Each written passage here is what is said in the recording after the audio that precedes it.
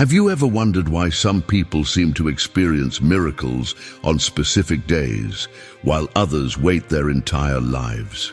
What if I told you there's a day when heaven opens its doors wider, when St. Anthony himself descends silently among those who suffer, carrying spiritual keys that can unlock doors you thought were sealed forever?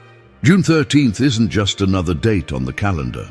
According to the spiritual revelations connected to Padre Pio, this day holds a sacred power that most people completely miss. While millions celebrate St. Anthony as simply the patron of lost things, they're unaware of the profound spiritual portal that opens every year on his feast day. Padre Pio used to say, "There are certain days when heaven bends closer to earth, and if the soul is attentive, silent miracles unfold." He knew something about June 13th that transformed the lives of those who listened. He understood that St. Anthony doesn't just find lost objects. He holds the spiritual keys to unlock blocked paths, heal broken relationships, and attract divine favor over families who know how to prepare. But here's what most people don't realize. These blessings aren't automatic. They require preparation. They demand specific spiritual actions that align your heart with the grace being poured out. Padre Pio revealed 3 sacred practices, 3 spiritual keys that can transform June 13th from an ordinary day into a gateway of extraordinary transformation. Today, you're going to discover exactly what those 3 practices are. Not vague suggestions, but specific actions that Padre Pio taught to those closest to him. Actions that have opened doors for countless souls who felt stuck, hopeless, or forgotten. If you've been waiting for a breakthrough, if you feel like your prayers aren't being heard, if you sense that something needs to shift in your spiritual life, this message is specifically for you. And if you believe in the intercession of St. Anthony and the wisdom of Padre Pio, write in the comments, "St. Anthony, open my pathways, but I need you to stay until the very end, because the 3rd practice Padre Pio revealed is the most powerful of all. It's the one that completes the spiritual circuit and releases the full power of this sacred day. The lives that have been transformed through these 3 simple acts will astound you." Are you ready to discover what Padre Pio knew about June 13th? To understand why June 13th holds such extraordinary power, you need to know about the profound spiritual connection between Padre Pio and St. Anthony of Padua. This wasn't just devotion, it was recognition of a kindred spirit who had walked the same path of radical surrender to God's will. Padre Pio often spoke about St. Anthony with deep reverence, saying, "When St. Anthony walks among us, hell trembles and hardened hearts break open." He saw in St. Anthony what many miss today, not just a miracle worker, but a living embodiment of the gospel. Poor by choice, humble by nature, wise through suffering, and miraculous through faith. While most people know St. Anthony as the patron saint of lost things or the helper for finding love, Padre Pio understood his true spiritual authority. St. Anthony carries the keys to unlock spiritual blockages that keep us trapped. He has the power to open pathways that have been sealed by resentment, debt, illness, or despair. He can break chains that we can't even see binding us. But here's what Padre Pio discovered through years of mystical experience. St. Anthony's power intensifies dramatically on his feast day. June 13th becomes what Padre Pio called a spiritual portal, a day when the veil between heaven and earth grows thinner, when grace flows more freely to those who know how to receive it. Padre Pio taught that on this day, St. Anthony doesn't just respond to our prayers, he actively seeks out those who are ready. He descends silently among the suffering, the hopeful, the desperate, looking for hearts prepared to receive what heaven wants to give. But the key word here is prepared. You see, many people pray on June 13th, light candles, make novenas, but they miss the deeper spiritual preparation that unlocks the full power of this sacred day. They're like people standing outside a door with the key in their hand, but they don't know how to turn it. Padre Pio spent decades learning how to help souls prepare for these moments of divine intervention. Through his spiritual direction, his mystical experiences, and his deep intimacy with the saints, he discovered 3 specific practices that create the perfect spiritual conditions for miracles to unfold. These aren't complicated rituals or theological mysteries. They're simple, profound actions that anyone can perform. But when done with sincere faith on June 13th, they create what Padre Pio called an opening in the soul, a space where grace can enter and transform everything it touches. Many people have discovered the power of these teachings through deeper study of Padre Pio's spiritual wisdom.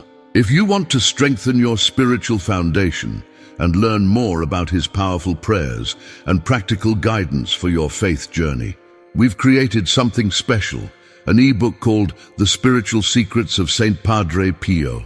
This book contains his most powerful prayers, reflections based on his teachings, and practical advice for deepening your spiritual life. You can find the link pinned in the comments below and discover how this wisdom can transform your daily spiritual practice. The first practice Padre Pio revealed deals with something that blocks more miracles than any other spiritual obstacle. It's invisible, it's painful, and almost everyone carries it without realizing how it's affecting their relationship with God. Even more surprising, it's something that most people think they've already dealt with, but Padre Pio's approach goes deeper than anything you've probably experienced before. This practice must be done at dawn on June 13th, in silence, with specific words that Padre Pio himself taught. It's the practice of spiritual liberation, freeing yourself from the invisible poison that keeps heaven's blessings at arm's length. What is this poison that's so dangerous, yet so common that almost everyone carries it? It's the venom of resentment, the spiritual toxin of unresolved hurt, the chain of unforgiveness that binds our hearts and blocks the flow of grace. Padre Pio understood something profound. No blessing can take root in a hardened heart. No miracle can flourish in soil poisoned by bitterness. Before Saint Anthony can unlock the doors to your breakthrough, you must first unlock the door to your own heart. Are you ready to discover exactly how to perform this first sacred practice? The first sacred practice that Padre Pio revealed for June 13th addresses what he called the invisible poison that blocks miracles, the spiritual venom of resentment that silently destroys our connection to grace. Padre Pio often said, before you can receive a blessing, cleanse your soul. No grace settles in a hardened heart. He understood something that most people miss. Unforgiveness isn't just an emotional burden. It's a spiritual blockage that prevents heaven's blessings from reaching us. Think about it this way.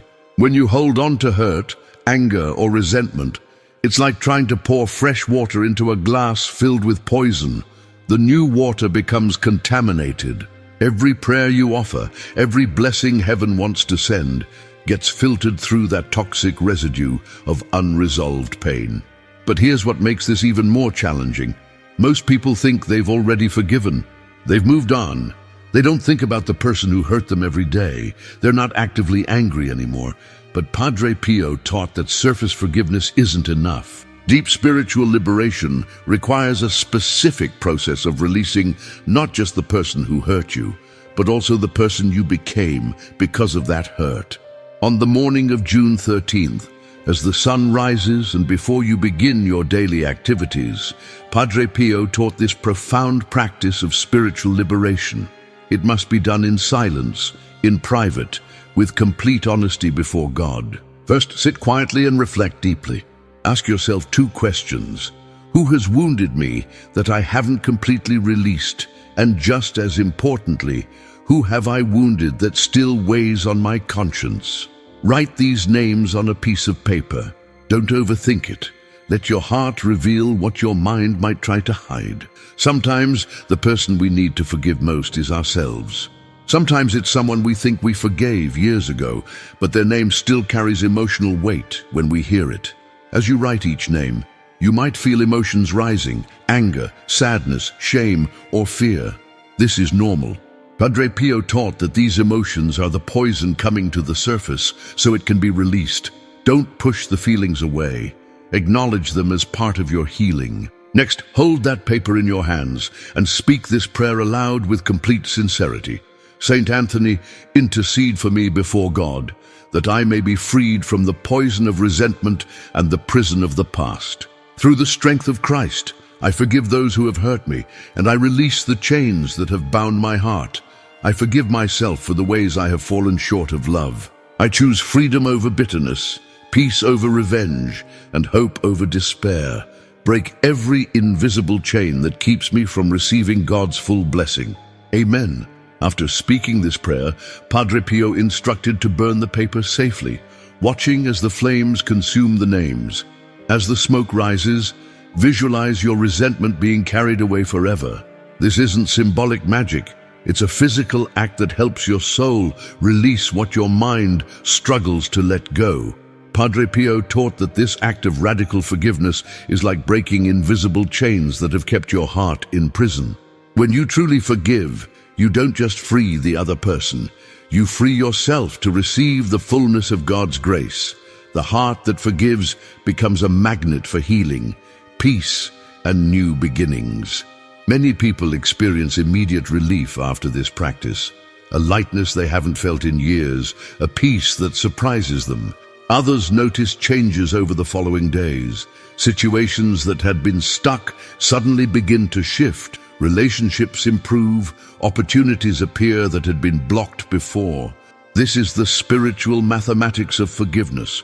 When you release others, heaven releases blessings for you. When you unlock the chains around your heart, Saint Anthony can unlock the doors to your breakthrough. But this first practice, powerful as it is only the beginning. The second practice that Padre Pio revealed takes this spiritual preparation to the next level, using an ancient symbol of faith that pierces through spiritual darkness and illuminates possibilities you can't yet see. Are you ready to discover the sacred practice of illuminating your faith? The second sacred practice that Padre Pio revealed for June 13th involves one of humanity's most ancient symbols of faith and hope, the power of light piercing through darkness. But this isn't about superstition or empty ritual. This is about creating a spiritual beacon that attracts heaven's attention to your deepest needs. Padre Pio taught, a candle lit with true faith breaks through darkness that you don't even know exists around you. He understood that light has always been God's first creation, his first gift to a world lost in shadows. When we light a candle with sincere intention, we are participating in that same creative act, calling light into the dark places of our lives. But here's what makes this practice so powerful on St. Anthony's feast day. St. Anthony himself carries the light of divine truth. In artwork throughout the centuries, he's often depicted holding the Christ child who radiates light. This isn't accidental.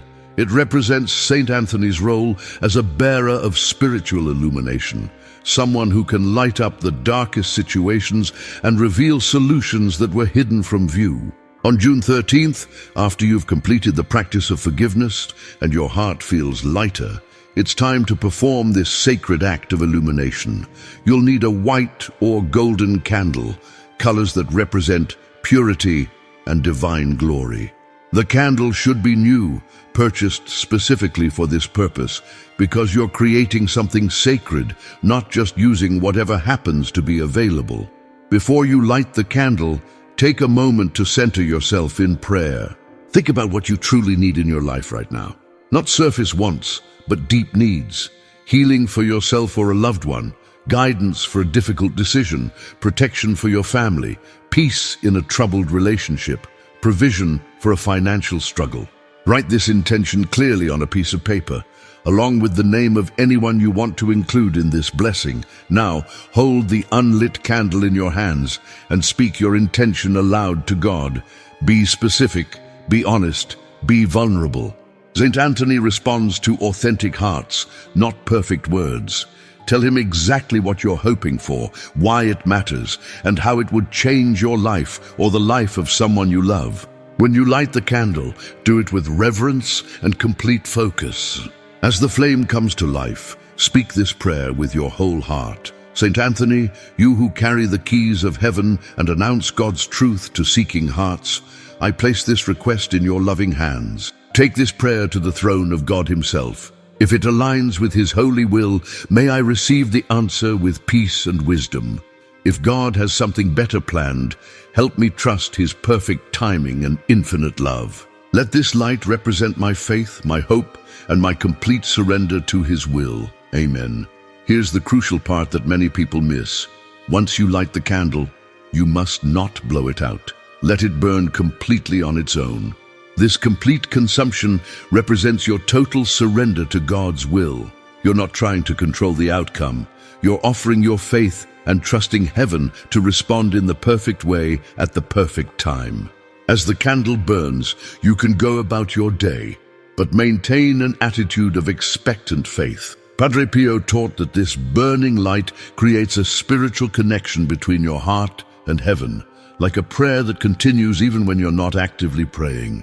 The light becomes your representative in the spiritual realm, constantly presenting your need before God. Some people see immediate signs, unexpected phone calls, sudden insights, dreams that bring clarity, or opportunities that appear from nowhere. Others experience a gradual unfolding over days or weeks. The key is to remain open and grateful, recognizing that God's answers often come in ways we don't expect. This practice of sacred illumination prepares your spirit for the third and most powerful practice that Padre Pio revealed. This final practice completes what he called the spiritual triangle. Forgiveness opens the heart, light illuminates the path, and the third practice activates the flow of divine grace in the most practical way possible. What is this final practice that Padre Pio considered the most important of all? Now we come to the third and most powerful practice that Padre Pio revealed for June 13th, the one he considered the key that unlocks all the others. It's the practice that transforms your spiritual preparation into active grace, creating a complete circuit of divine blessing that flows through forgiveness, illumination, and finally, love in action. Padre Pio called this the silent charity, and he taught it with these profound words: "The good you do in secret is the loudest cry that God hears." This isn't just beautiful poetry, it's spiritual law. When you give without expecting recognition, when you help without seeking reward, when you love without condition, you align yourself with the very heart of God. But why is this practice so crucial on St. Anthony's feast day? Because St. Anthony wasn't just a miracle worker. He was a radical lover of the poor. He abandoned a life of privilege to serve those society had forgotten. He gave away his possessions, his comfort, even his own food to make sure others didn't suffer. He understood that charity isn't just about helping others. It's about becoming the kind of person through whom God's love can flow freely.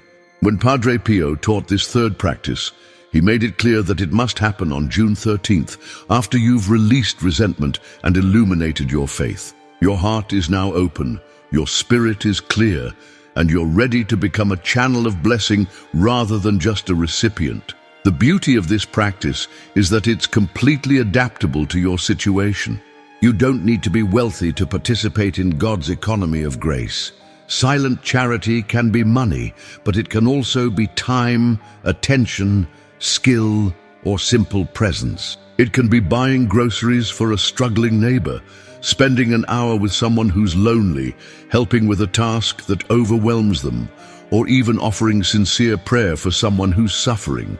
The key elements are these. First, it must be done in secret. No social media posts, no telling others what you've done, no seeking credit or recognition. This isn't about your reputation, it's about your soul becoming a clear channel for God's love. Second, give without expecting anything in return. Don't give because you hope it will somehow benefit you. Give because someone else needs what you can offer, and you have the privilege of being God's hands and heart in that moment. Third, whatever you choose to give, accompany it with this prayer that Padre Pio taught. Receive, Lord, this offering as a seed of love. May it produce fruits of grace in the life of the one who receives it, and in mine as well. Through St. Anthony's intercession, Let this act of charity open the windows of heaven over my family and me, not because I deserve blessing, but because you are good and your mercy endures forever. Use this simple gift to multiply your love in ways I cannot see or imagine. Amen. What happens when you complete all three practices on June 13th is what Padre Pio called the spiritual multiplication. Your forgiveness breaks the chains that held back blessing. Your faithful illumination attracts heaven's attention to your needs, and your silent charity opens the floodgates of grace, because you've proven that your heart is ready not just to receive God's love, but to share it. This is the spiritual mathematics that most people never learn. When you become a conduit of blessing for others, you position yourself to receive blessings that you couldn't have imagined. Not because God plays favorites, but because a giving heart creates space for grace that a closed heart cannot hold. Some people wonder if these practices really work, if they're more than just beautiful traditions. The testimonies you're about to hear will answer that question definitively. These are real people who followed Padre Pio's guidance for June 13th, and their lives were changed in ways that can only be described as miraculous. But remember as you listen, these aren't fairy tales or coincidences. They're the natural result of hearts that open themselves completely to God's grace through the three sacred practices that Padre Pio revealed. Are you ready to hear what happened when faith met action on St. Anthony's feast day? Let me share with you two stories that perfectly demonstrate the power of these three sacred practices when performed with sincere faith on June 13th. Maria, a widow from Texas, had been carrying a burden that was destroying her peace. 3 years earlier, her business partner had betrayed her trust, stealing money and leaving her with crushing debt. The financial loss was devastating, but the deeper wound was the anger that consumed her thoughts every day. She felt stuck, unable to move forward, watching her savings dwindle while her heart grew harder. On June 13th last year, Maria decided to follow Padre Pio's guidance completely. As she wrote her former partner's name on that piece of paper during the forgiveness practice, tears streamed down her face. When she lit the candle and spoke her need for financial restoration, she felt something shift inside her chest, a lightness she hadn't experienced in years. For her act of silent charity, she donated groceries to a family at her church, even though money was tight. 3 days later, Maria received a phone call that changed everything. A lawyer informed her that an old insurance claim from her father's estate had finally been processed. Money she didn't even know existed was coming to her, enough to cover the stolen funds and more. But what amazed her most wasn't the money. It was the peace she felt. The rage that had poisoned her heart for 3 years was simply gone. The second testimony comes from David, a father of 3 from Ohio, whose heart was breaking.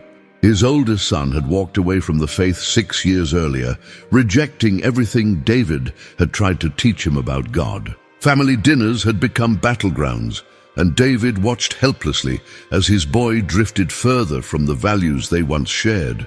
Following Padre Pio's practices on June 13th, David forgave himself for his mistakes as a father and forgave his son for the pain he'd caused. He lit a candle specifically for his son's spiritual restoration. For his charitable act, he quietly delivered a bag of rice and canned goods to a homeless shelter, praying for families more broken than his own. 1 week later, his son appeared at their front door, tears in his eyes, asking if he could come to church with the family. He said he'd been having dreams about God calling him home, and he couldn't ignore them anymore. That Sunday, David watched his son kneel at the altar, returning to the faith he thought was lost forever. These aren't coincidences. These aren't lucky breaks. As Padre Pio always said, miracles don't shout. They simply happen. When hearts align with heaven's purposes through forgiveness, faith, and love, the impossible becomes inevitable. June 13th can never again be just another day for you. You now carry the sacred knowledge that Padre Pio shared with those closest to him. 3 spiritual keys that can transform St. Anthony's feast day into a gateway of extraordinary grace. Remember what you've learned. Forgive with your whole heart, breaking the invisible chains that have held back heaven's blessings. Illuminate your path with the light of authentic faith, creating a beacon that attracts divine attention to your deepest needs. And offer love through silent charity, positioning yourself as a channel of grace rather than just a recipient. These three practices work together like a spiritual symphony. Forgiveness opens your heart, faith lights your way, and charity completes the circuit that allows God's power to flow through your life and into the lives of others. As this sacred day comes to an end, Padre Pio taught one final prayer, a consecration that seals everything you've done and places your entire life under the protection of St. Anthony's intercession. Before you sleep on June 13th, speak these words with your whole heart. St. Anthony, servant of truth, intercessor of impossible causes, and light for those seeking direction. Padre Pio, warrior of faith, friend of souls, and comforter of the afflicted, on this holy day, I consecrate my home, my family, my paths, and my thoughts to the Sacred Heart of Jesus through your powerful intercession. May every wound be healed. May heaven's light remain in my life, and may my heart never lose hope. Guide me even when I cannot see the way. Touch the impossible, open closed doors, protect me from all danger, and guard my soul until I meet you in eternal glory. Amen. This prayer doesn't end when June 13th is over. The grace you've activated, the chains you've broken, the light you've kindled, these continue working in your life long after the candle burns out and the day ends. You've aligned yourself with spiritual forces that operate beyond time, and that alignment changes everything. If this message has touched your heart deeply, if you feel the truth of these ancient practices stirring something in your soul, I want you to write in the comments, "Transformation confirmed," and share this video with 3 people who need to experience this same spiritual breakthrough. Your engagement helps this sacred message reach other hearts that are waiting for exactly this hope. When you subscribe to our channel and activate notifications, you become part of a spiritual community committed to growing in faith and discovering the profound wisdom that saints like Padre Pio left for us. Remember the words that Padre Pio spoke to comfort countless souls. Pray, hope, and don't worry. Worry is useless. God is merciful and will hear your prayer. The protection and blessing you seek are closer than you imagine. St. Anthony walks among us still, carrying the keys to unlock every door that matters. Until we meet again, may peace fill your heart and grace light your way.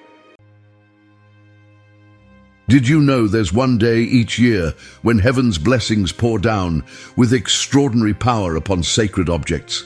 A day when Our Lady of Mount Carmel opens her maternal hands and showers graces upon those who seek her protection. Today, I want to share with you 5 sacred objects that you should have blessed on July 16th, the feast of Our Lady of Mount Carmel. These aren't just religious items. They're weapons against darkness, shields of divine protection, and channels of grace that can transform the spiritual atmosphere of your home and your life. If you feel like you need stronger heavenly protection in your life, write in the comments, "Our Lady of Mount Carmel, protect me." Your simple act of faith helps this message reach more souls who desperately need to hear it. But here's what most Catholics don't realize. July 16th isn't just another feast day. It's one of the most powerful dates in the liturgical calendar for receiving Mary's special intercession. On this day, the Queen of Mount Carmel has promised to look with particular tenderness upon those who honor her with devotion and seek her maternal blessing. I'm going to reveal 5 sacred objects that should be blessed on this holy day. Each one carries its own supernatural power, its own promise of heavenly protection. But stay with me until the end, because the 5th object is the most forgotten by Catholics today. Yet it holds the greatest power to shield you from spiritual dangers. Think about your home right now. Think about your family. Are you truly protected from the spiritual battles raging around us? Are you equipped with the sacramentals that heaven itself has given us as weapons against evil? Our Lady of Mount Carmel didn't appear to St. Simon's Stock in 1251 just to give us a nice devotion. She came with promises, with power, with protection that extends beyond this life into eternity. When she handed him the brown scapular and said, "Whoever dies wearing this scapular shall not suffer eternal fire," she was giving us one of the most powerful guarantees ever spoken by heaven. But the scapular is just the beginning. There are 4 other objects that, when blessed on her feast day, become instruments of grace in ways most people never understand. Are you ready to discover what they are? Are you ready to turn your home into a fortress of faith, protected by the very items that heaven has blessed with supernatural power? The spiritual battle is real, my friends. The enemy prowls around like a roaring lion, seeking whom he may devour, but we don't have to face him defenseless. Our Lady has given us armor, shields, and weapons. All we need to do is understand what they are and how to use them. July 16th is coming. Will you be prepared? Will you have these 5 sacred objects ready to receive heaven's special blessing? Or will you let another year pass by, missing the extraordinary graces that Our Lady wants to pour out upon you and your family? Let's begin this journey together. Let's discover the forgotten treasures that can change everything about your spiritual life. Before we dive into these 5 powerful objects, we need to understand something crucial. What we're talking about isn't superstition. This isn't about magical thinking or turning sacred items into lucky charms. This is about sacramentals, gifts from God that the Church has blessed for centuries to help us grow closer to heaven. The story begins in 1251, when Our Lady appeared to St. Simon's Stock on Mount Carmel. Picture this moment. A humble monk, devoted to Mary, suddenly finds himself face to face with the Mother of God herself. She didn't come empty-handed.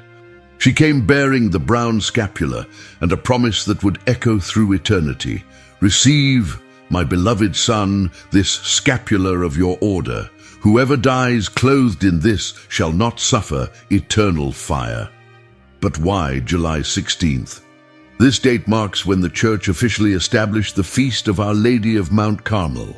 It's not just a celebration. It's a spiritual anniversary that opens heaven's treasury in a special way. On this day, Mary's maternal heart turns with particular tenderness toward her children, ready to shower blessings upon those who approach her with faith. Think of it like this. Imagine your mother had one special day each year when she promised to listen extra carefully to your requests, when her heart was especially open to helping you. That's what July 16th represents in the spiritual realm. Mary, our Heavenly Mother, has marked this day as uniquely her own. Now here's what separates genuine Catholic faith from empty superstition. A blessed object doesn't work like a magic charm. It works because of your faith, your relationship with God, and your desire to live as a true child of Mary.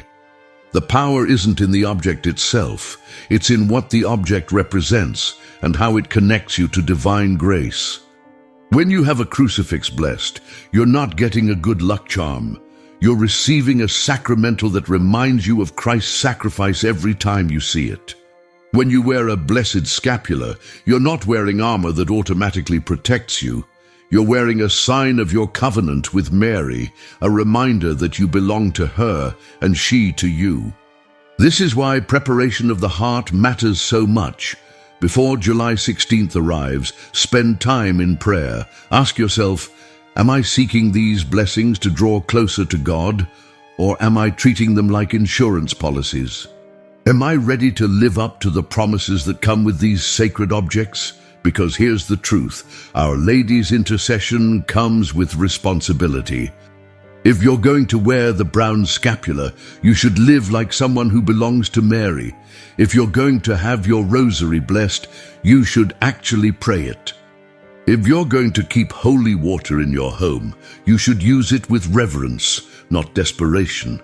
The saints understood this perfectly. They knew that sacramentals are bridges between earth and heaven. channels through which grace flows when approached with proper faith and intention. So as we prepare to discover these 5 sacred objects, prepare your heart as well. Open yourself to Mary's maternal love, trust in her promises, and remember, she wants to protect you even more than you want to be protected. Now that we understand the spiritual foundation, let's discover exactly which objects Our Lady wants to bless with special power on her feast day. Speaking of deepening your spiritual life and understanding the power of sacramentals, I want to share something special with you. For those who truly want to strengthen their prayer life and experience the miraculous power of the Rosary, we've created a comprehensive guide that can transform your spiritual journey. It's called The Power of the Rosary with Padre Pio, Miracles, Protection and Divine Graces. This spiritual treasure will help you discover how to pray the Rosary with deeper devotion. Learn about the miracles and testimonies of those who have experienced its power and understand Padre Pio's most profound teachings about prayer. You'll receive a 30-day prayer guide with daily intentions to strengthen your faith, plus special prayers for protection, healing, and spiritual liberation. The Rosary was Padre Pio's greatest weapon, and today it can become yours too. This isn't just another religious book. It's a practical companion that thousands of people have used to deepen their relationship with Mary and experience her protection in their daily lives. Don't miss this opportunity to strengthen your spiritual life with material that has already helped countless souls. To download your copy, simply click the link pinned in the comments. Now let's return to those 5 sacred objects that Our Lady of Mount Carmel wants to bless with special graces on July 16th. Let's begin with the most powerful of all, the brown scapular of Our Lady of Mount Carmel. This isn't just a piece of cloth. It's a covenant between you and the Mother of God, sealed with a promise that reaches beyond the grave itself. When Our Lady appeared to St. Simon Stock, she didn't offer suggestions or recommendations. She made a solemn promise: whoever dies wearing this scapular shall not suffer eternal fire. Think about the weight of those words. The Queen of Heaven, the Mother of the Savior, guaranteeing your eternal salvation through this simple sacramental. But here's what many Catholics miss. The scapular must be properly blessed and imposed by a priest according to the Church's ritual. It's not enough to simply buy one and put it on. July 16th is the perfect day to receive this imposition if you haven't already, or to renew your commitment to Mary by having your scapular blessed again. I remember speaking with Father Michael, a priest who has imposed thousands of scapulars over his 40 years of ministry. He told me about a young mother who came to him on July the 16th, tears in her eyes, carrying a worn scapular that had belonged to her grandmother. "Father," she said, "my grandmother wore this every day until she died peacefully in her sleep. I want that same heavenly protection for my children." That's the power we're talking about, generational protection flowing from Mary's maternal heart. If your scapular is old or damaged, get a new one and have it blessed on Our Lady's feast day. If you've never worn one, July 16th is your invitation to enter into this sacred covenant. When you wear it, you're declaring to heaven and earth, "I belong to Mary and Mary belongs to me." But the scapular doesn't stand alone in your spiritual armor. The Rosary is heaven's weapon against the forces of darkness. St. Padre Pio, that mighty warrior of prayer, declared, "The Rosary is the weapon for these times." When you have your Rosary blessed on July 16th, you're not just getting a prayer tool blessed. You're arming yourself with ammunition that demons fear. A blessed Rosary becomes a sacramental that carries special grace. Every time you touch those beads, every Hail Mary you pray becomes an arrow shot straight into the heart of evil. The enemy trembles before the sound of the Rosary because he knows its power to convert hearts, heal families, and change the world. Here's what most people don't understand. A blessed rosary doesn't just help you pray better. It becomes a sign of your consecration to Mary that you can carry anywhere, in your pocket, your purse, your car. The very presence of that blessed rosary is a declaration that you walk under Mary's mantle. Consider bringing multiple rosaries to be blessed on July 16th. Keep one for yourself. Give others as gifts to family members or friends. Imagine the ripple effect of grace when you place a blessed rosary in the hands of someone who needs Mary's intercession. Your rosary, blessed on Our Lady's feast day, becomes more than beads and wire. It becomes a lifeline to heaven, a direct connection to the heart of the woman who crushed the serpent's head. Your home needs to visibly belong to Mary, and there's no better way to declare this than through a blessed image of Our Lady of Mount Carmel. This isn't about decoration. This is about enthronement, about crowning Mary as Queen of your domestic church. When you place a blessed image of Our Lady of Mount Carmel in your home, you're creating a focal point for prayer, a reminder of her constant presence and intercession. Every time family members pass by that image, they're reminded that this household belongs to the Mother of God. Choose a place of honor for this image, not hidden in a corner or relegated to a bedroom, but somewhere central where the whole family can see it. The living room, the kitchen, the entrance hallway. Somewhere that declares, "As for me and my house, we serve the Lord and we honor His Mother." After bringing your image home from its July 16th blessing, gather your family for a simple enthronement prayer. Say something like, "Our Lady of Mount Carmel, we give you our home. Guard it from all evil. Bring the peace of your Son Jesus to everyone who lives here. Help us to be worthy of calling ourselves your children." A blessed image isn't just a picture, it's a window to heaven, a constant invitation for Mary to watch over your family with her maternal gaze. Place it with reverence, honor it with prayer, and trust in the heavenly protection it brings.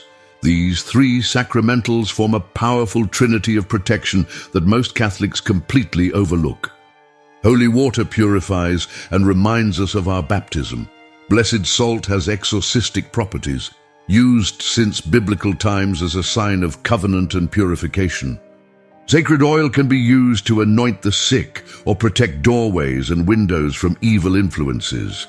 The devil despises holy water because every drop represents the blood of Christ shed for our salvation.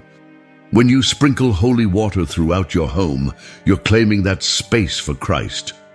You're saying, "This territory belongs to heaven, not to the powers of darkness." Blessed salt can be placed in the corners of your home, creating a spiritual boundary that evil cannot cross. It's not superstition. It's using the sacramentals that the Church has blessed for our protection for nearly 2,000 years. Sacred oil, blessed on July 16th, can be used to make the sign of the cross on doorframes, asking Our Lady of Mount Carmel to guard the entrances to your home. You're creating layers of heavenly protection that most families never even consider. Take containers to church on July 16th.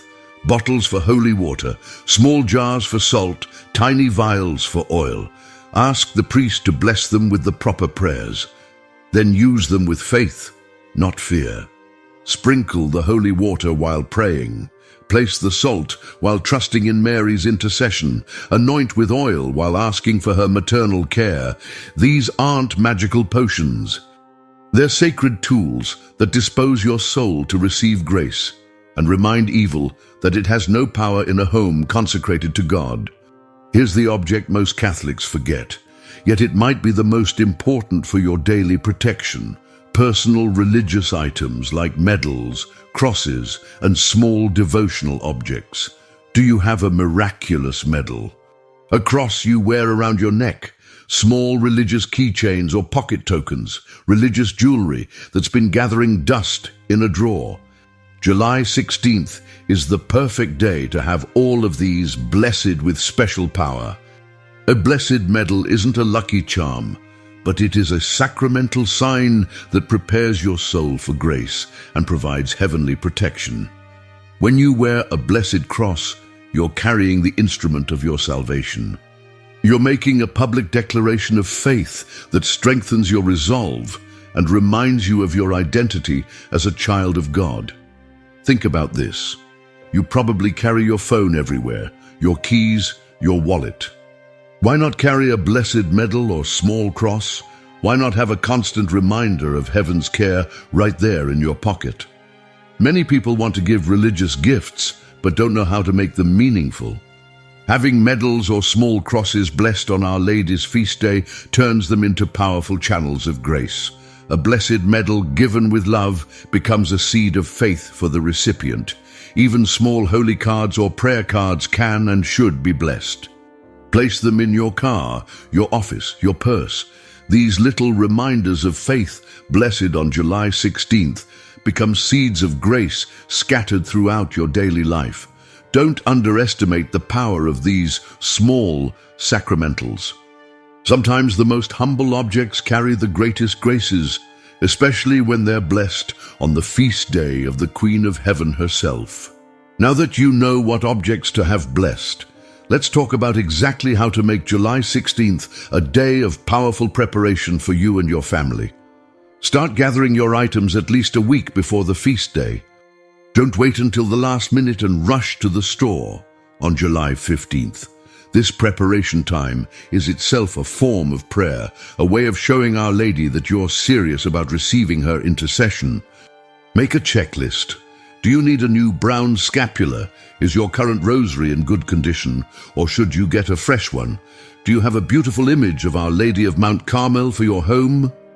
Have you bought containers for holy water, salt and oil?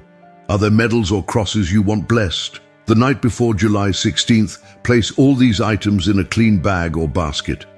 This isn't just practical organization, it's a ritual of reverence. You're preparing to bring these objects into God's presence for blessing. Pack everything in a neat, clean container.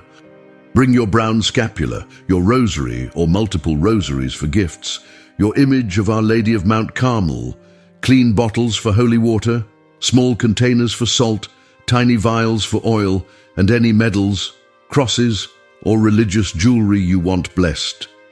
Don't forget items you might want to give as gifts. This is a perfect opportunity to bless religious items that you can share with family members, friends, or anyone who needs heavenly protection. Arrive at church early, before or after Mass, when the priest has time to speak with you. Don't approach during the liturgy or when he's clearly busy with other duties. Simply say, "Father, I'd like to have these religious items blessed in honor of Our Lady of Mount Carmel. Could you please bless them for me?" Most priests will be delighted to help, especially on such an important Marian feast day. If your parish is celebrating a special Mass for Our Lady of Mount Carmel, there might be a communal blessing of religious articles. Take advantage of this beautiful opportunity to join with other faithful in receiving Mary's special graces. When you return home with your newly blessed sacramentals, treat this as a sacred moment. Don't just toss everything in a drawer and forget about it. First, place your blessed image of Our Lady of Mount Carmel in its place of honor. Gather your family and pray together. Our Lady of Mount Carmel, we welcome you into our home. Protect our family from all harm. Help us to live as your faithful children. Bring the peace and love of your Son Jesus into every corner of this house. Next, use your holy water to bless each room of your home.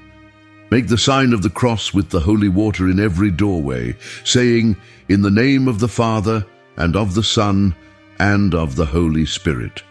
Mary, Queen of Mount Carmel, guard this space. Place small amounts of blessed salt in the corners of your home, asking for Mary's protection against all evil influences. Put on your blessed brown scapular with a prayer of consecration. Begin praying your blessed rosary that very day. Remember, these are sacramentals now. Treat them with respect and reverence. Don't let blessed items get lost, damaged, or treated carelessly. If a blessed object becomes worn out or broken, don't throw it away. Bury it respectfully in the ground or burn it reverently. Use these blessed sacramentals regularly. Pray your rosary daily. Wear your scapular faithfully. Look upon your blessed image with love. Use your holy water for protection and as a reminder of your baptism. The blessing isn't the end. It's the beginning of a deeper relationship with Our Lady of Mount Carmel. But here's the most important truth I need to share with you. Blessed objects are not magical shields that automatically protect you regardless of how you live. They are invitations to deeper faith, reminders of your commitment to God, and channels that work most powerfully when your heart is open to grace. Our Lady of Mount Carmel doesn't want you to simply collect blessed objects like insurance policies. She wants you to live like someone who truly belongs to her Son. The brown scapular is most powerful when worn by someone striving to live in a state of grace. The Blessed Rosary works miracles in the hands of someone who prays it with genuine devotion. Think of it this way: if you were invited to live in a palace, you wouldn't dress in rags or behave like a beggar. You'd conduct yourself worthy of your royal residence. When you carry these blessed sacramentals, you're carrying signs that you belong to the royal family of heaven. Live like it. This means regular confession to keep your soul clean. It means genuine prayer, not just rushed recitations. It means treating others with the love and mercy that Mary shows to you. It means turning away from sin and turning toward the light of Christ. The saints understood this perfectly. They didn't see sacramentals as separate from their spiritual life. They saw them as woven into the very fabric of their relationship with God. Saint Therese wore her scapular while living radical trust in God's mercy. St. John Vianney prayed his rosary while serving the poorest souls with heroic charity. When you approach July 16th with this understanding, something beautiful happens. The blessed objects become not just tools of protection, but instruments of transformation.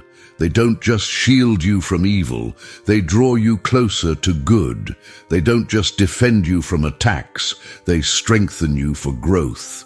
Mary's maternal promise extends far beyond protection from hell. She promises to walk with you through every struggle, to intercede for you in every need, and to present you to her Son as one of her own beloved children. That's the real power of these sacramentals. They connect you to a mother's love that never fails. So here we are, my friends. We've discovered the 5 sacred treasures that Our Lady of Mount Carmel wants to bless with special power on July 16th. The brown scapular, with its promise of eternal protection, the Holy Rosary as your weapon against darkness, sacred images to crown Mary as Queen of your home, holy water, salt and oil to purify and guard your living space, and those precious personal items like medals and crosses that carry heaven's care wherever you go. This isn't just about having religious objects blessed. This is about entering into a deeper covenant with the Mother of God. This is about transforming your home into a sanctuary of faith and your life into a testimony of trust in Mary's maternal care. July 16th is coming. The question is, will you be ready? Will you approach Our Lady's feast day with empty hands, or will you come bearing these 5 sacred objects, ready to receive the extraordinary graces she wants to pour out upon you? I want to ask something special from each of you watching this video. In the comments below, tell us which of these 5 objects you're planning to have blessed this July 16th. Maybe it's your first brown scapular, or a new rosary to replace one that's worn out. Perhaps it's a beautiful image of Our Lady of Mount Carmel for your living room, or containers for holy water to bless your home. And here's what I'd love even more. Tell us for whom you'd like us to pray.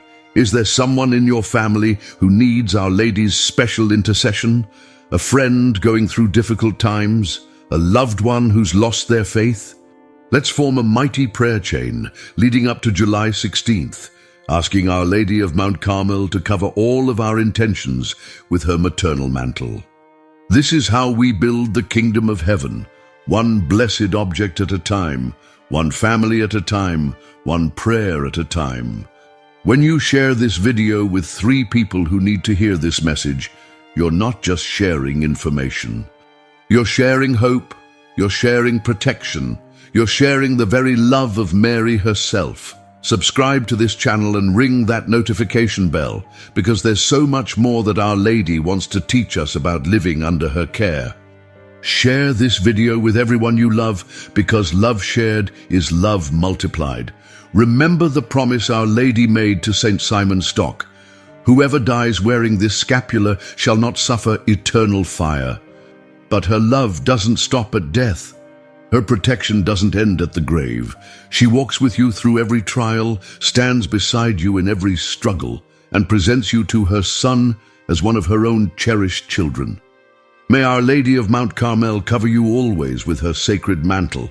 May she bless your home, protect your family, and lead you safely to the eternal joy of heaven. Go in peace, children of Mary, knowing that you are loved beyond measure. Dear brothers and sisters, today the entire sky is celebrating. Even though the earth continues its hurried pace, even though almost no one seems to notice. Up there, a holy stillness echoes, as if the angels were waiting for something special, because today we celebrate the birth of the most beloved woman of all time. But wait, there's something almost no one tells you. There's a gift, a hidden gesture, that you can offer to Mary on the day of her birth. It can't be bought with money. It can't be wrapped in beautiful boxes. It can't be delivered with flowers or perfumes. It's something much deeper.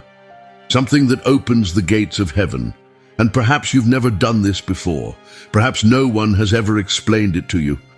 But today you can give Mary a gift that touches her immaculate heart more than 1,000 hymns, more than 1,000 rosaries. Do you want to know what this gift is? I'm going to reveal it to you. But first, let me take you to a hidden moment in eternity. It was night.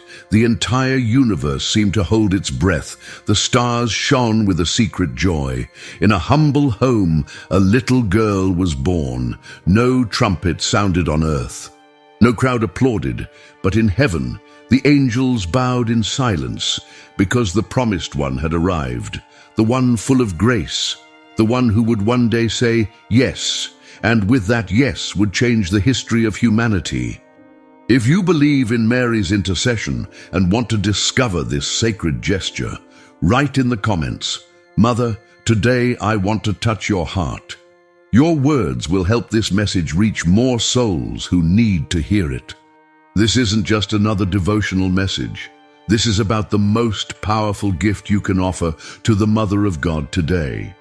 A gift that costs nothing but transforms everything.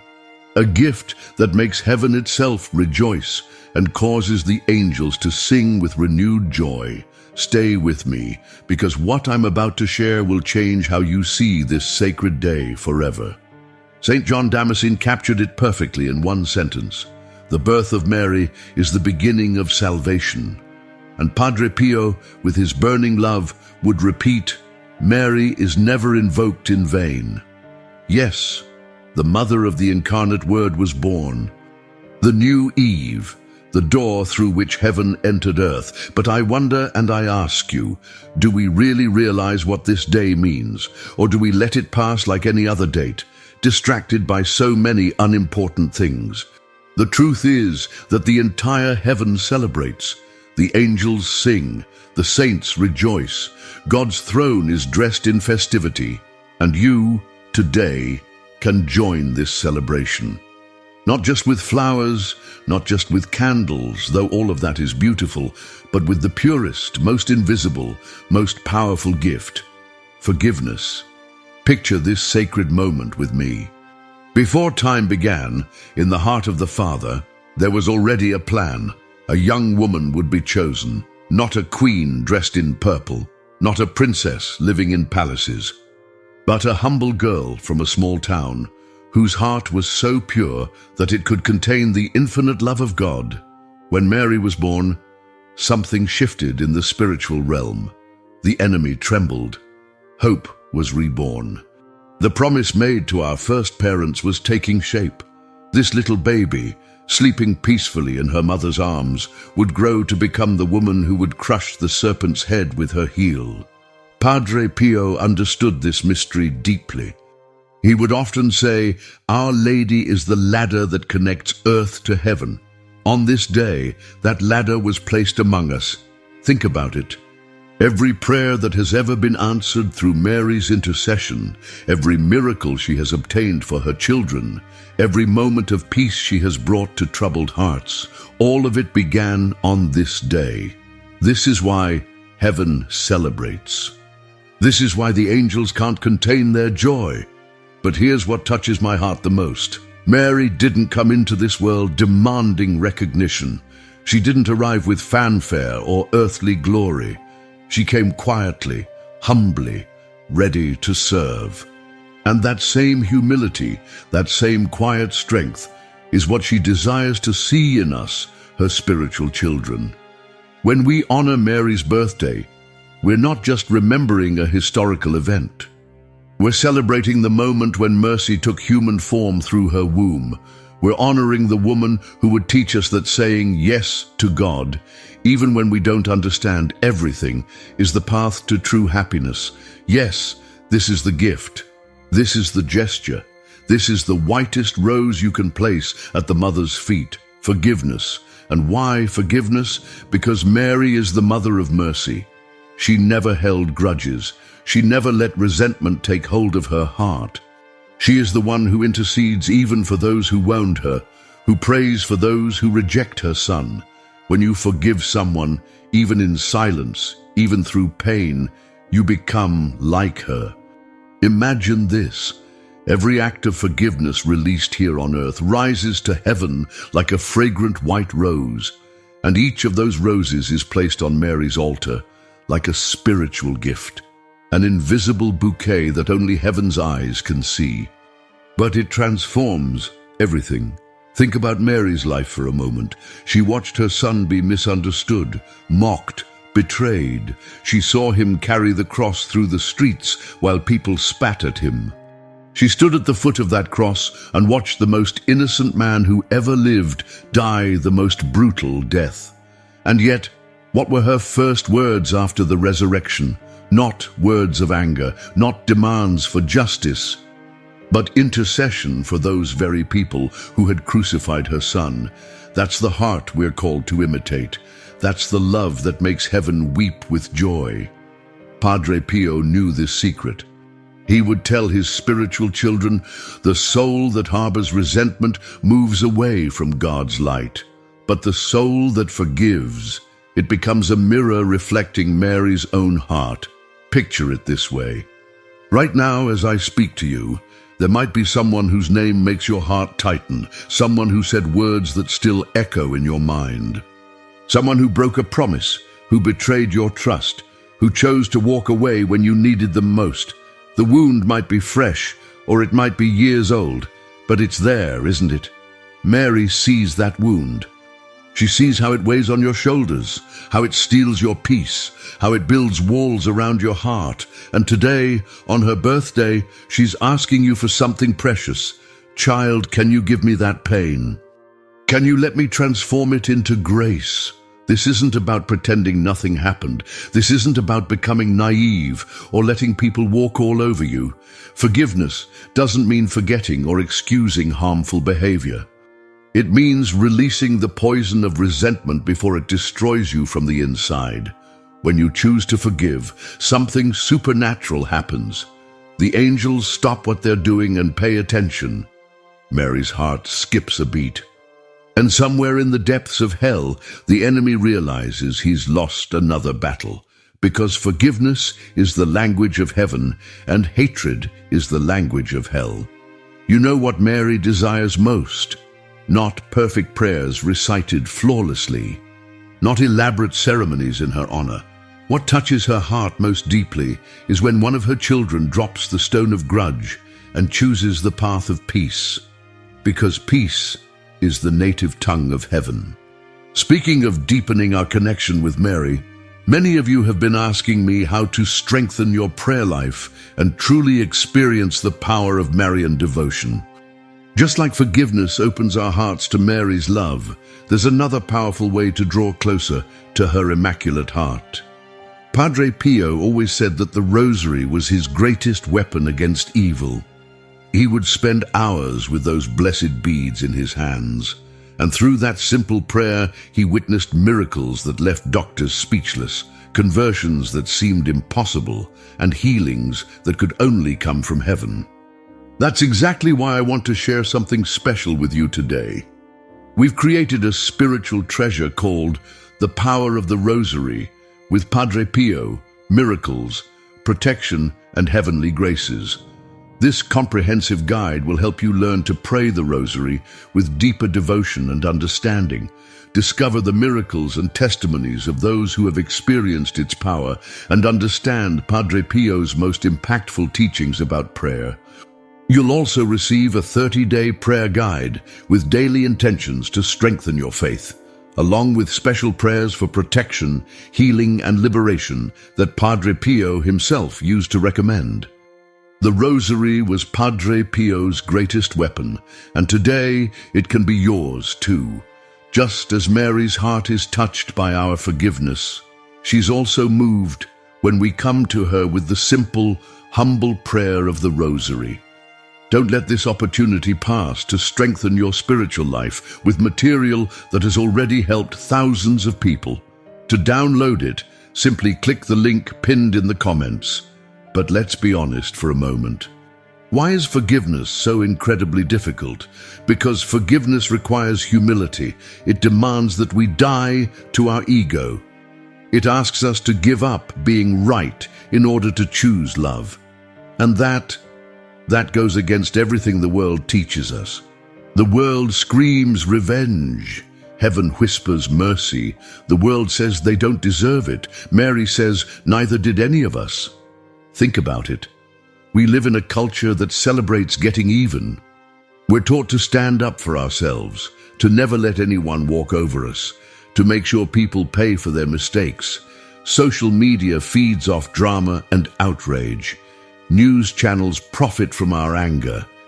Everyone around us seems to be carrying grudges like trophies.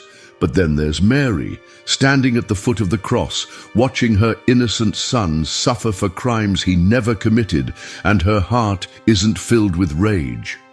It's filled with compassion, even for those holding the nails. Padre Pio understood this struggle. He would tell people, the soul that holds resentment moves away from God's light. But he also knew how hard it was. He'd seen people carry their hurts for decades, watching those wounds fester and poison everything beautiful in their lives. Stop for a moment and think, is there a name that makes your stomach turn? A face that still brings back the sting of betrayal, a situation that happened months or even years ago, but still feels fresh when you remember it. Maybe it's a family member who said unforgivable things. Maybe it's a friend who abandoned you when you needed them most. Maybe it's someone who broke promises that mattered deeply to you. Maybe it's even yourself you can't forgive for mistakes that still haunt you. Here's what I've learned. Unforgiveness is like drinking poison and expecting the other person to die. It doesn't hurt them. It destroys us. It steals our peace, our joy, our ability to trust again. It builds walls around our hearts that keep love out and bitterness in. Mary sees this. She sees how we struggle.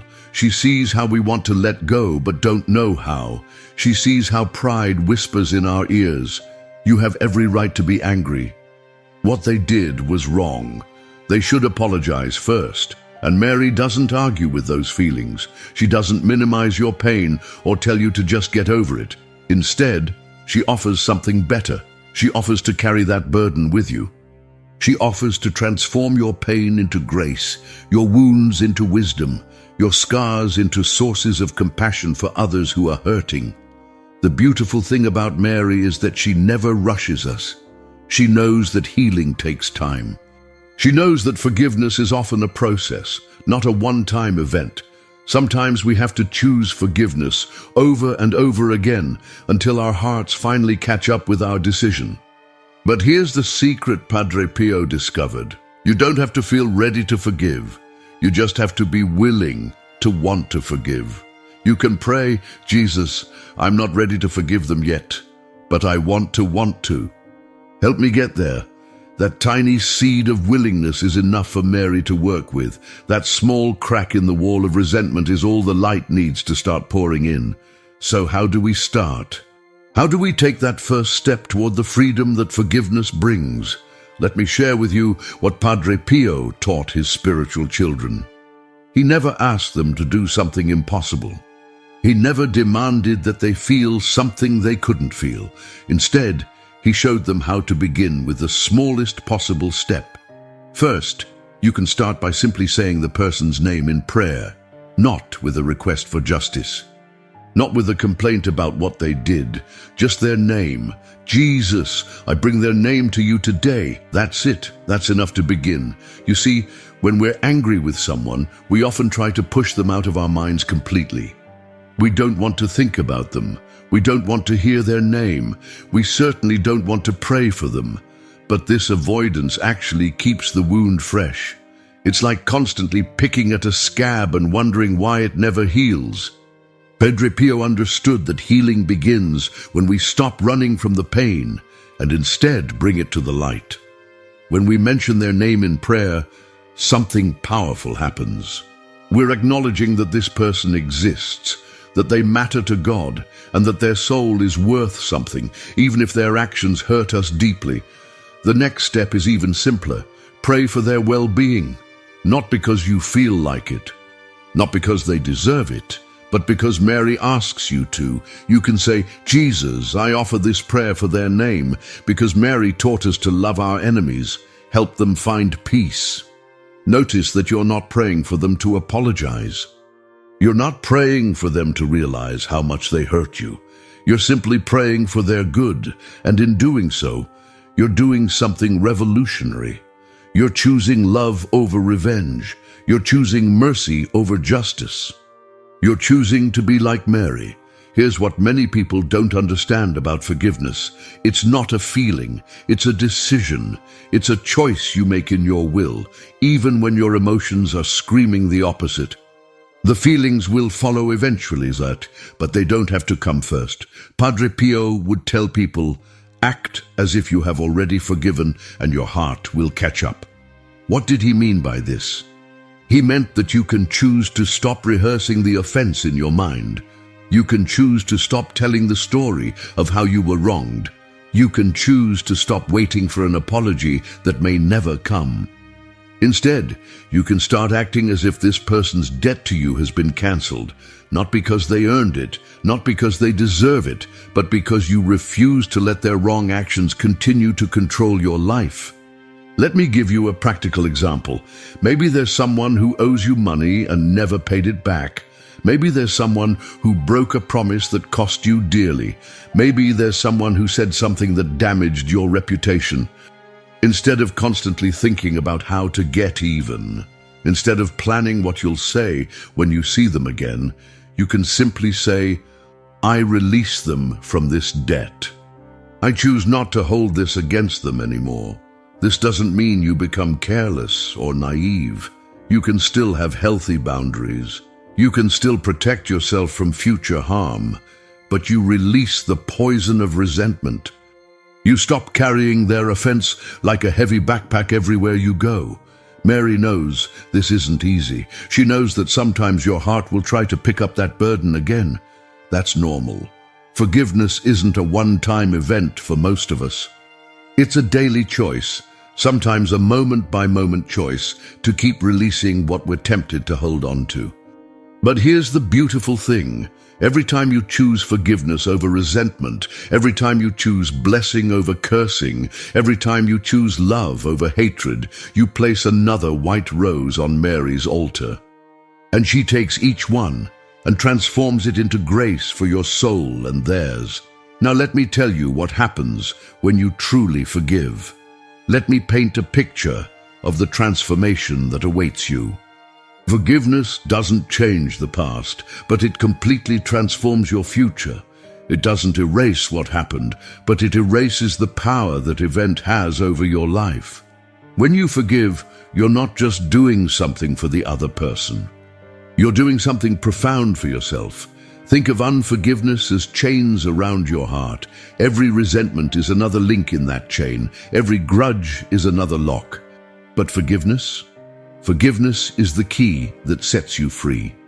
When you choose to forgive, those chains don't just loosen, they shatter completely. Your mind begins to rest. You know that feeling when you've been carrying something heavy for a long time, and then you finally set it down. That relief, that lightness in your shoulders, that's what happens to your soul when you release resentment. Suddenly, you can breathe again. Your thoughts aren't consumed by what they did to you. Your prayers aren't clouded by anger. Your heart begins to soften. Where there was bitterness, tenderness returns. Where there was cynicism, hope grows again. Where there were walls, bridges start to form. You find yourself able to trust again, to love again, to believe in the goodness of people again. This is not just poetry. This is spiritual reality. Padre Pio witnessed it countless times. He would see people come to him carrying decades of hurt, their faces hardened by years of resentment. And then, after they chose forgiveness, he would see them weeks later, transformed, their eyes brighter, their smiles genuine, their hearts open to receive God's love in ways they had forgotten were possible. But here's the most beautiful part. When you forgive someone, you don't just change your own life. You change theirs too. Not always immediately. Not always, obviously, but spiritually, something shifts in their world. Every prayer you offer for someone who hurt you becomes a seed of grace in their life. Every blessing you speak over them, instead of a curse, becomes a light in their darkness. Every time you choose love over hatred, you're cooperating with God's desire to save their soul. Sometimes they feel it. Sometimes they can't explain why, but they start thinking about you. They start feeling convicted about what they did. They start wanting to make things right. Not because you demanded it, but because your forgiveness created space for God to work in their heart. Mary understands this mystery better than anyone. She knows that forgiveness is the most powerful force in the universe because it's the closest we can come to imitating God's own heart. When God forgives us, He doesn't just overlook our sins. He transforms them into opportunities for grace. He turns our failures into testimonies of His mercy. That's exactly what happens when you forgive. You're not just clearing your own heart, you're creating space for miracles. You're opening doors for healing. You're making room for redemption stories that only God could write. The person who hurt you might never apologize. They might never even realize what they did wrong. But your forgiveness reaches them anyway. It touches their soul in ways that human words never could. It plants seeds that might not grow for years, but when they do, they bloom into repentance and conversion and new life. And you become like Mary. You become a channel of mercy in a world desperate for grace. You become someone who reflects the heart of God, someone who can look at the worst in people and still choose to see their potential for good.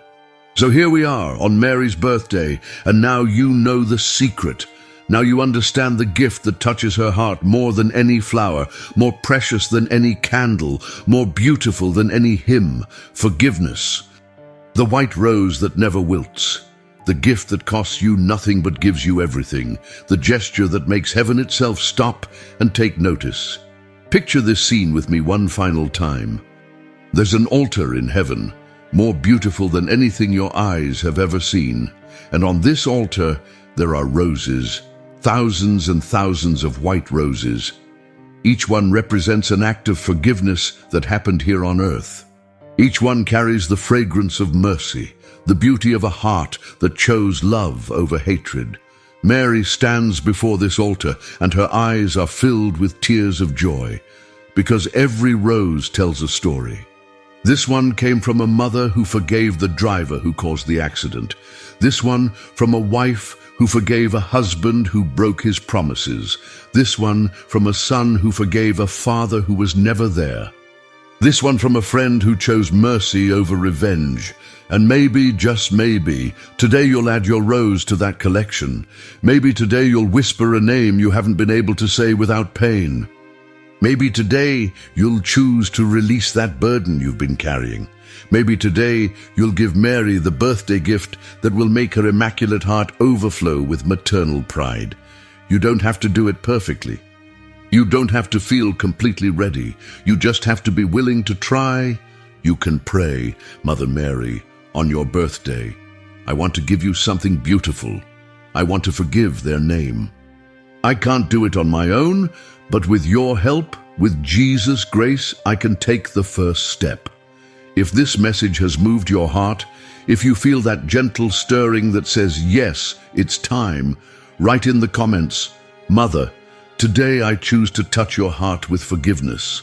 Your words will encourage others who are struggling with the same battle. Your courage will give others permission to let go of their own burdens. This is how we build a community of mercy. This is how we spread Mary's love throughout the world. One act of forgiveness at a time, one white rose at a time, one healed heart at a time. My dear brothers and sisters, we need your support to continue spreading this message of hope and healing. Every time you like this video, every time you share it with someone who needs to hear it, every time you become a member of our channel, you're helping us reach more souls who are trapped in the prison of unforgiveness. You're helping us be Mary's hands and feet in a world that desperately needs her maternal love.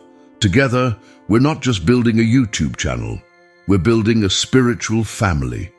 We're creating a space where broken hearts can find healing, where wounded souls can discover hope, where Mary's children can learn to love like she loves. Your support means everything to us. It means we can continue creating content that transforms lives. It means we can keep sharing Padre Pio's wisdom and Mary's love with people all around the world.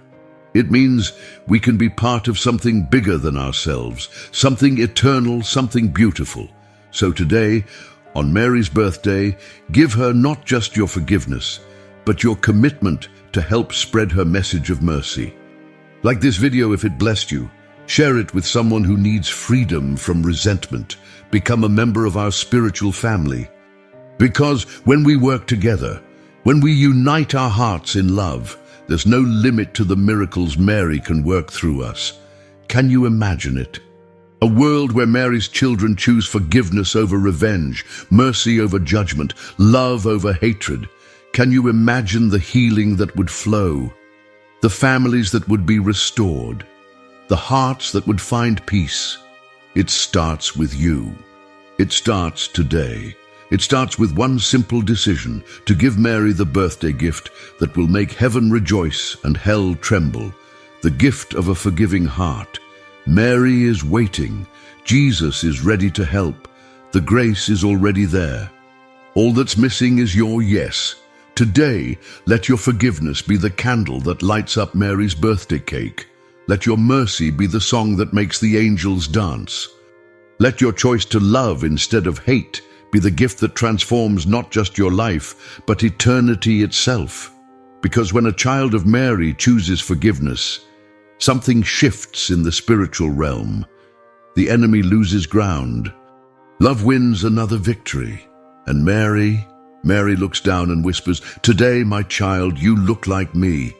That's the most beautiful birthday gift of all. Ever been to a wedding where the bride walks down the aisle and everyone goes silent? That moment when time stops and something sacred fills the air? Well, that happens every single Mass when the priest raises the Eucharist. Except most of us are checking our phones or thinking about lunch. I get it. I've been there too. Standing in that pew, knowing something important is happening, but my brain is running through my to-do list while Jesus is literally right there waiting for me to notice him. If you've ever felt spiritually scattered during Mass, write in the comments, "Help me focus, Jesus," because honestly, we all need that help. Here's what I've learned from studying Padre Pio's approach to the Mass. Those few seconds when the host is raised aren't just ceremony. They're like a text message from heaven, and God is waiting for you to text him back. But what do you say when the God of the universe is offering himself to you and your mind goes blank? Padre Pio had an answer. 3 words, not fancy Latin phrases or complicated prayers. Just 3 simple words that work whether you're a cradle Catholic or someone who still forgets to genuflect. Words that work when you're feeling close to God, and especially when you're not. Look, I'm not going to promise these words will solve all your problems or give you mystical visions. What I will tell you is this: they'll wake up your soul during the most powerful moment of Mass.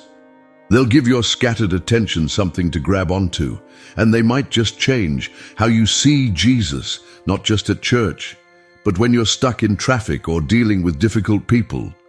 Think of it this way: if someone you loved was giving you the most precious gift they had, wouldn't you want to respond with something more than a distracted nod? That's what's happening when the priest raises the Eucharist. Jesus is giving you everything he has. These 3 words are your way of saying something back that actually matters. The crazy thing is, Padre Pio discovered these weren't just words to say during Mass. They became the language his heart naturally spoke throughout the day. When faith felt hard, when worship felt dry, when love felt impossible, ready to learn what they are. Let me be brutally honest about something. For years, I treated the elevation like a bathroom break pause. Stand up, look vaguely toward the altar, sit back down, rinse and repeat. I knew it was supposed to be important, but nobody ever taught me what to actually do with those moments. Then I started reading about how Padre Pio experienced Mass, and it wrecked me.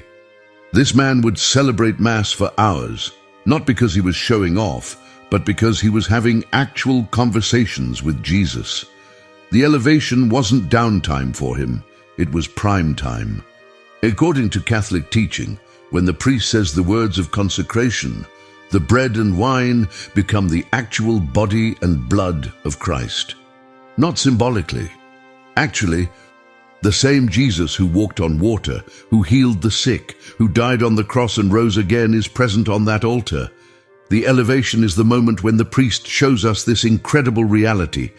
But here's where it gets real for me. I used to think, okay, Jesus is there, now what? It felt like being introduced to someone famous at a party and having no clue what to say. You know you should say something meaningful, but your brain just freezes. Padre Pio understood that Jesus doesn't need our words, but we need to give them, not for his benefit, but for ours. Because when we don't engage during those sacred moments, we miss out on graces that are literally being poured out like water. We stand there while heaven touches earth and we're thinking about what to make for dinner. I remember talking to my friend Jake about this. He's a good Catholic guy, goes to Mass every Sunday with his family, but he told me, I feel like a fraud during the elevation. Everyone else looks so holy, and I'm just standing there wondering if I remembered to turn off the coffee pot. Jake's honesty was refreshing, because I think most of us feel that way sometimes. The problem isn't that we're bad Catholics.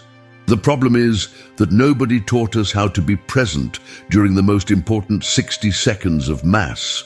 We learned when to stand and sit and kneel, but not what to do with our hearts when Jesus shows up. That's where Padre Pio's wisdom becomes life-changing. He figured out that having specific words to anchor your attention makes all the difference. Instead of your mind wandering in 15 different directions, you have somewhere to go. Instead of feeling spiritually awkward, you have something meaningful to offer. But here's what I love about Padre Pio's approach. It's not about having perfect faith or intense religious feelings. It's about showing up honestly with whatever you've got that day. Some days your faith feels strong, other days it feels fragile. Some days you're excited to be at Mass, other days you're there because you know you should be. These 3 words work regardless of how you're feeling. They also work whether you're 8 years old or 80, whether you're dealing with a crisis or just ordinary life, whether this is your first Mass or your 1000th. That's the beauty of truth. It doesn't require you to be someone different than who you are right now. The goal isn't to become some kind of mystical prayer warrior overnight. The goal is simply to be awake during the moment when Jesus is most accessible, most present, most eager to connect with you. To stop sleepwalking through the elevation and start actually meeting the God who's meeting you. So what are these 3 words that can transform those crucial seconds from spiritual autopilot into real encounter? The first word is, I believe. And before you roll your eyes thinking this is going to be some cheerleader version of faith, let me explain what I mean.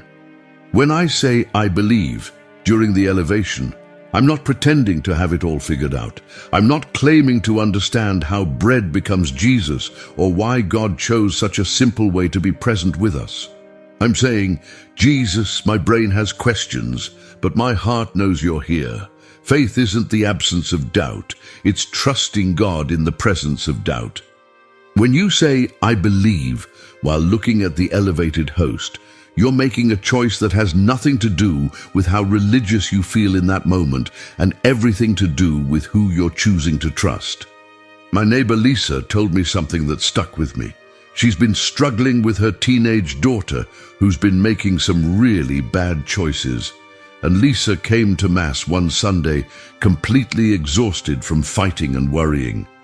When the priest raised the host, instead of feeling inspired, she felt angry. Where are you when I need you? Was her honest thought. But then she remembered to say, I believe. And she told me it came out more like, I believe you're here, even when I can't feel it. I believe you care about my daughter, even when it doesn't look like it.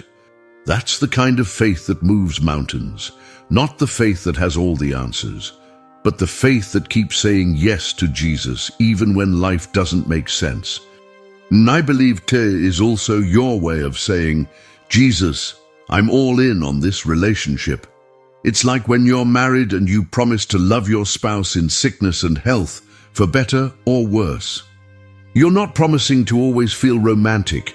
You're promising to choose love regardless of circumstances. That's what I believe does during the elevation. It chooses Jesus regardless of how you feel. Here's something practical. When you say I believe, you're not just talking about the Eucharist. You're declaring faith in everything Jesus represents. His love for you personally, His power to work in your specific situation, His desire to be involved in your ordinary, messy, beautiful life. Sometimes I believe feels easy and natural. Other times it feels like lifting weights with your soul. Both are okay. Both are valuable.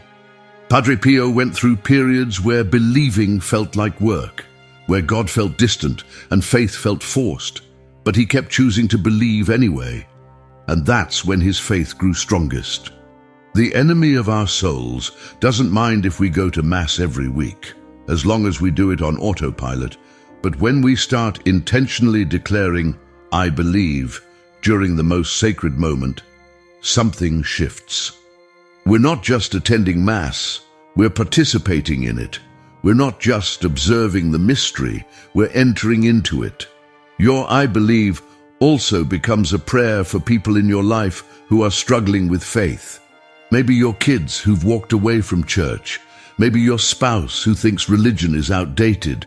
Maybe your friend who's angry at God because of something tragic that happened. When you say I believe during the elevation, you're offering your faith as a gift that God can use to touch their hearts. Don't worry if your I believe doesn't feel dramatic or earth-shaking. Faith isn't about feeling, it's about deciding. And every time you decide to trust Jesus during the elevation, you're building spiritual muscle that makes trusting him easier in ordinary moments.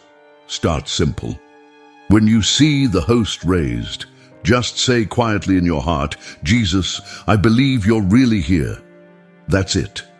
Don't overcomplicate it. Let that simple declaration reset your attention and remind your soul who's in charge. Your belief doesn't have to be perfect to be powerful. It just has to be real, and when it's real, it opens the door for the second word that changes everything.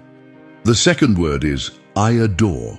Now, I know that word might sound a little dramatic for everyday use, but stay with me here. When I first heard about saying "I adore" during the elevation, my immediate thought was, that's nice for mystics, but I'm just trying not to fall asleep during the homily. I thought adoration was for people who had their spiritual act together, not for people like me who sometimes forget to pray for days at a time. But then I realized I had adoration all wrong. It's not about being super religious or having intense spiritual feelings. It's about recognizing what's actually happening in front of you and responding honestly to it. Think about it this way. When you see something truly amazing, what's your natural response? When you watch a breathtaking sunset or see an act of incredible kindness, something inside you wants to acknowledge how beautiful it is. You don't have to force that response. It just happens when you're really paying attention. That's what I adore is during the elevation. It's simply recognizing that the God of the universe has made himself small enough to fit on a piece of bread because he loves you that much, and saying, that's incredible. My friend Tom is a construction worker, not exactly the mystical type. He told me that when he started saying, "I adore" during Mass, it felt awkward at first, but then he thought about how he feels when he sees his 5-year-old daughter sleeping peacefully, and he realized he already knew how to adore.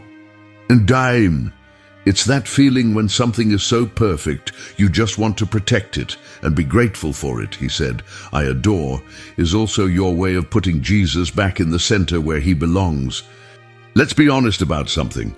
Most of us spend most of our time thinking we're the main character in our own story. We wake up worried about our problems, focused on our goals, stressed about our failures. Adoration gently but firmly reminds us that we're not the center of the universe, and that's actually good news. When you say "I adore" during the elevation, you're essentially saying, Jesus, you're God and I'm not, and I'm okay with that. It's like finally exhaling after holding your breath. You don't have to manage everything. You don't have to have all the answers. You don't have to be perfect. You just have to recognize who's really in charge and trust him with your life. But here's what's beautiful about true adoration.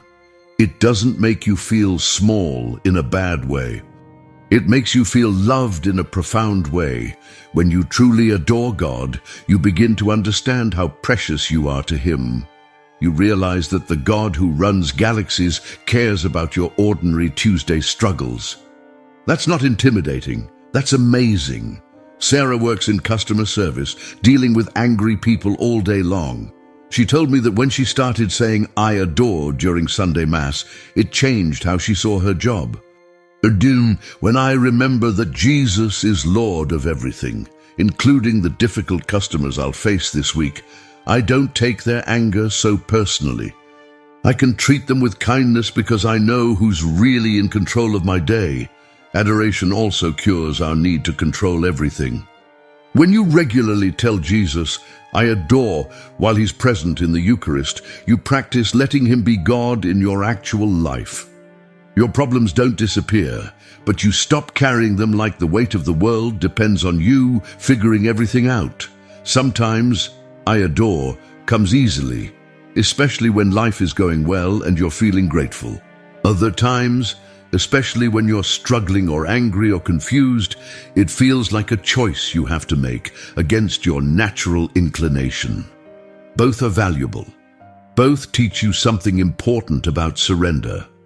The goal isn't to feel overwhelmed with religious emotion. The goal is simply to acknowledge reality. Jesus is Lord, you're loved, and that changes everything about how you can live. Your "I adore" during the elevation is practice for living that reality when Mass is over and real life kicks in. You know what I've discovered in my journey with Padre Pio's teachings? The more I learn about his prayer life, the more I realize how much I was missing. That's why I created something special for people like us who want to go deeper. The ebook, The Power of the Rosary with Padre Pio, Miracles, Protection and Divine Graces. This isn't just another prayer book. It's a practical guide that will help you pray the Rosary the way Padre Pio did, with real devotion that actually connects your heart to Jesus and Mary. You'll discover amazing testimonies from people who experience genuine miracles, learn Padre Pio's most powerful teachings about prayer, and get a 30-day guide with specific intentions to strengthen your faith every single day. Plus, you'll receive special prayers for protection, healing, and spiritual freedom that Padre Pio himself used. The Rosary was his spiritual weapon, and it can become yours too. Don't miss this chance to transform your prayer life with wisdom that has already helped thousands of people. To get it, just click the link in the comments. The third word is I love, and this is where things get really personal. When I first started trying to say I love to Jesus during the elevation, it felt weird, not because I didn't mean it, but because I wasn't used to being that direct with God about my feelings. I could talk about loving God in general terms, but actually looking at the host and saying, I love you, felt vulnerable in a way I wasn't prepared for. But that's exactly why it's so powerful. Love requires vulnerability. When you tell Jesus, I love, while he's present in the Eucharist, you're not just expressing a nice religious sentiment. You're opening your heart completely to the God who opened his heart completely for you. Here's what I've learned about love. It's not primarily a feeling, though feelings can be part of it. Love is a decision to want what's best for someone else, even when it costs you something. When you say, I love during the elevation, you're deciding to want what Jesus wants, to care about what he cares about, to let his priorities become your priorities. My friend Rachel went through a really difficult divorce last year. She came to Mass angry and hurt, feeling like love was just a lie people tell themselves. When the priest raised the host, instead of saying anything spiritual, her honest thought was, I don't know how to love anymore. But then she remembered these three words, and she said, I love, came out like a cry for help. I love you, Jesus, even though I'm broken. Teach me how to love again. That's the kind of honesty that transforms everything. Not pretending to have spiritual feelings you don't have, but offering Jesus what's actually in your heart and trusting him to work with it. I love is also your way of responding to the incredible sacrifice happening before your eyes. Here's Jesus giving up his life for you, and he's asking for nothing in return except your heart. When you say, I love, during the elevation, you're saying, Jesus, you gave everything for me, and I want to give everything back to you. But let's be real about something. Sometimes love feels easy, and sometimes it feels impossible.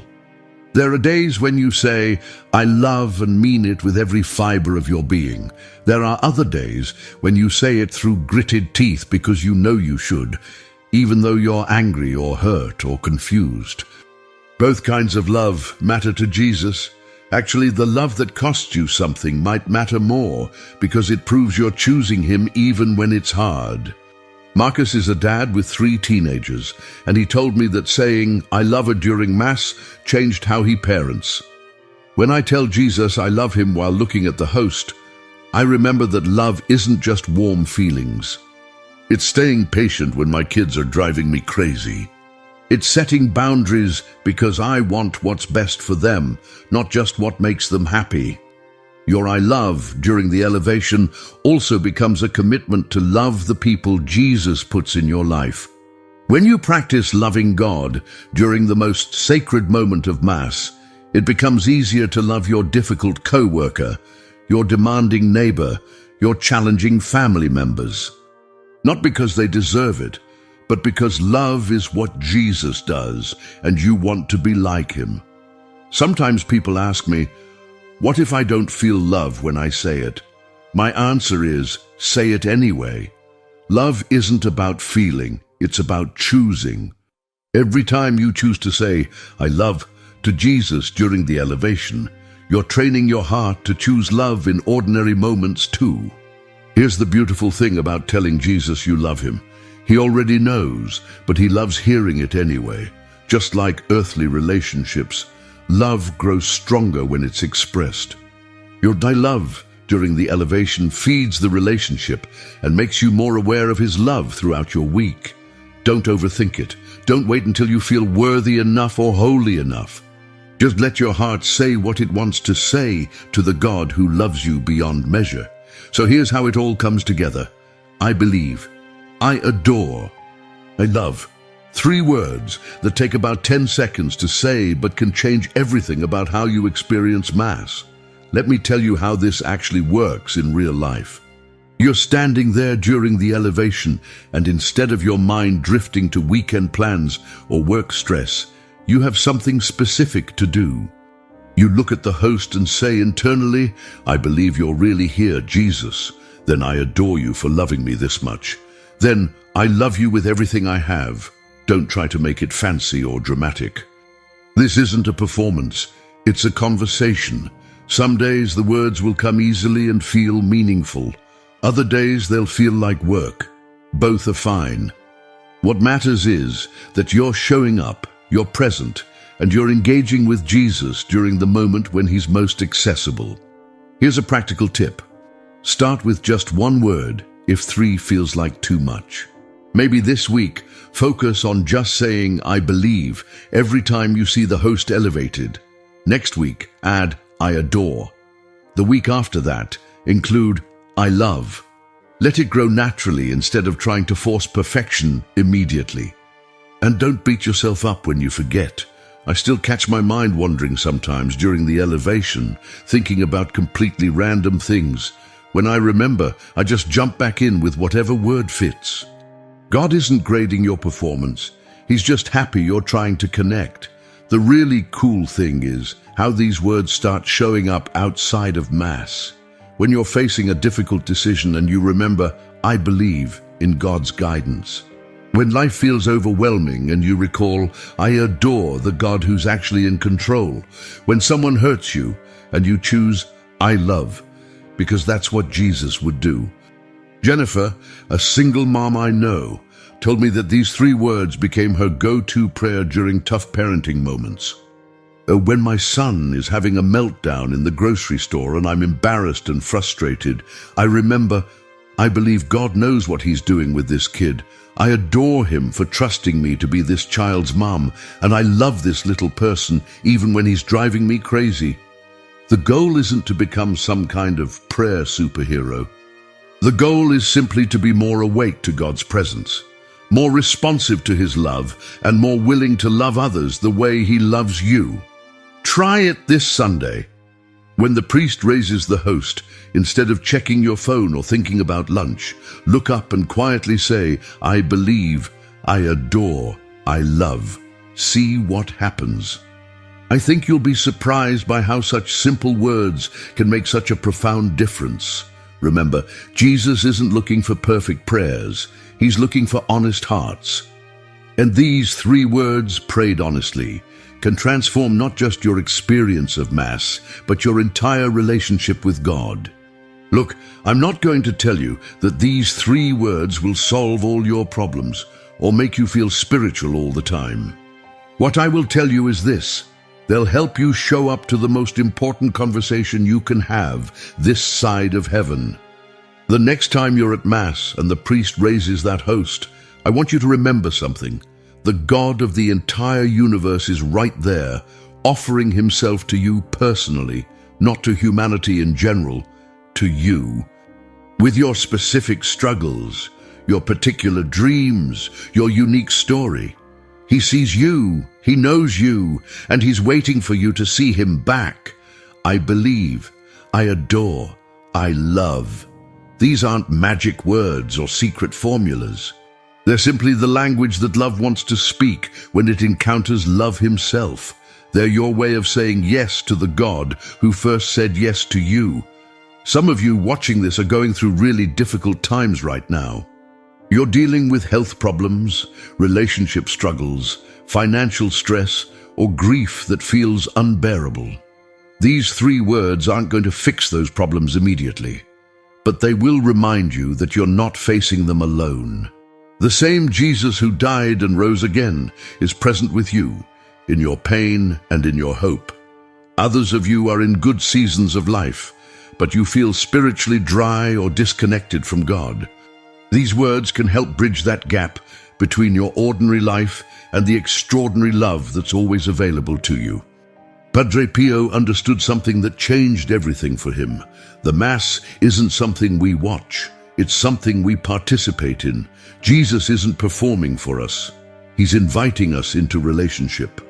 These 3 words are your RSVP to that invitation. Don't wait until you feel ready or worthy or holy enough. Start where you are with whatever faith you have, even if it feels small. Jesus can do incredible things with ordinary people who are willing to say yes to him. If this message has encouraged you to try something new in your relationship with Jesus, write in the comments, "I believe, I adore, I love." Your words of faith will encourage others who need to hear that they're not alone in wanting to grow closer to God. Friends, what we're building here is more than just a YouTube channel.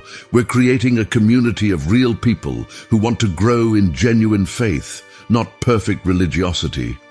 Every like tells YouTube to share this message with more hearts that need hope.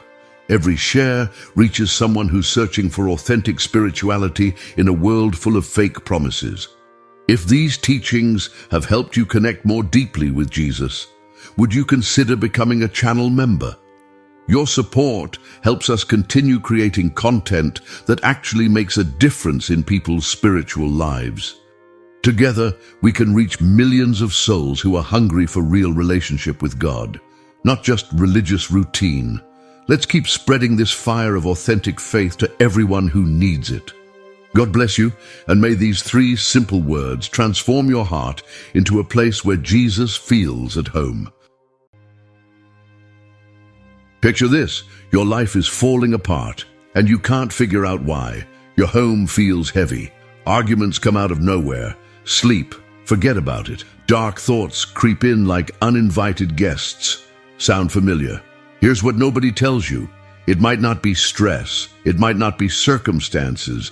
It could be something you stopped doing without even realizing it. Maria knew this feeling all too well. For 8 years, she held those worn beads every single evening, the familiar rhythm of Hail Marys, the peace that settled over her heart, her sacred time with the Mother of God. Then life got crazy. "But just tonight," she whispered one Tuesday, too exhausted to even think straight. "I'll pray tomorrow instead." Tomorrow became next week. Next week became never. And then everything changed. Her house felt different, cold, like someone had sucked the oxygen out of every room. Her kids started acting up. Her husband became distant. Nightmares haunted her sleep. Maria had no idea she'd opened a door that should have stayed locked. Have you felt it too? That invisible weight pressing down when you've neglected your rosary. Maybe you've wondered if there's really a connection between your prayer life and the chaos swirling around you.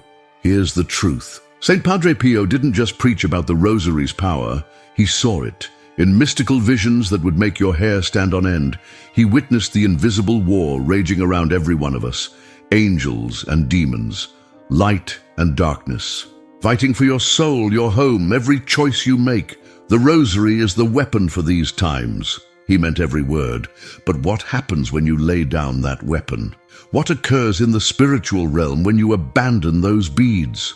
Today, I'm revealing 5 unmistakable signs that appear when you fail in your rosary commitment. These aren't coincidences. They're not in your head. They're spiritual realities Padre Pio witnessed over and over again. Stay until the end. Because the 5th sign, it might explain everything you've been experiencing. If you believe in the power of the rosary, write in the comments, "Rosary, my protection." Your witness could save someone who desperately needs to hear this today. Let's dive in. Close your eyes for a moment. Imagine an invisible fortress surrounding your soul, walls of pure light, towers of divine protection, guards that never sleep. That's what happens every time you pick up your rosary. Most people think it's just a prayer, beautiful words passed down through generations. But Padre Pio knew something most of us have forgotten. The rosary isn't just prayer, It's warfare. Every Hail Mary, a sword of light cutting through darkness. Each mystery you contemplate, a window opening to heaven itself. Those worn beads in your hands, weapons that make demons tremble. Padre Pio put it this way: the rosary is like a thorn hedge around the soul. The devil cannot penetrate it without wounding himself. Think about that image. Your daily rosary creates a barrier so real, so powerful, that evil itself recoils, like touching a live wire. But here's the part that breaks my heart. This protection isn't automatic.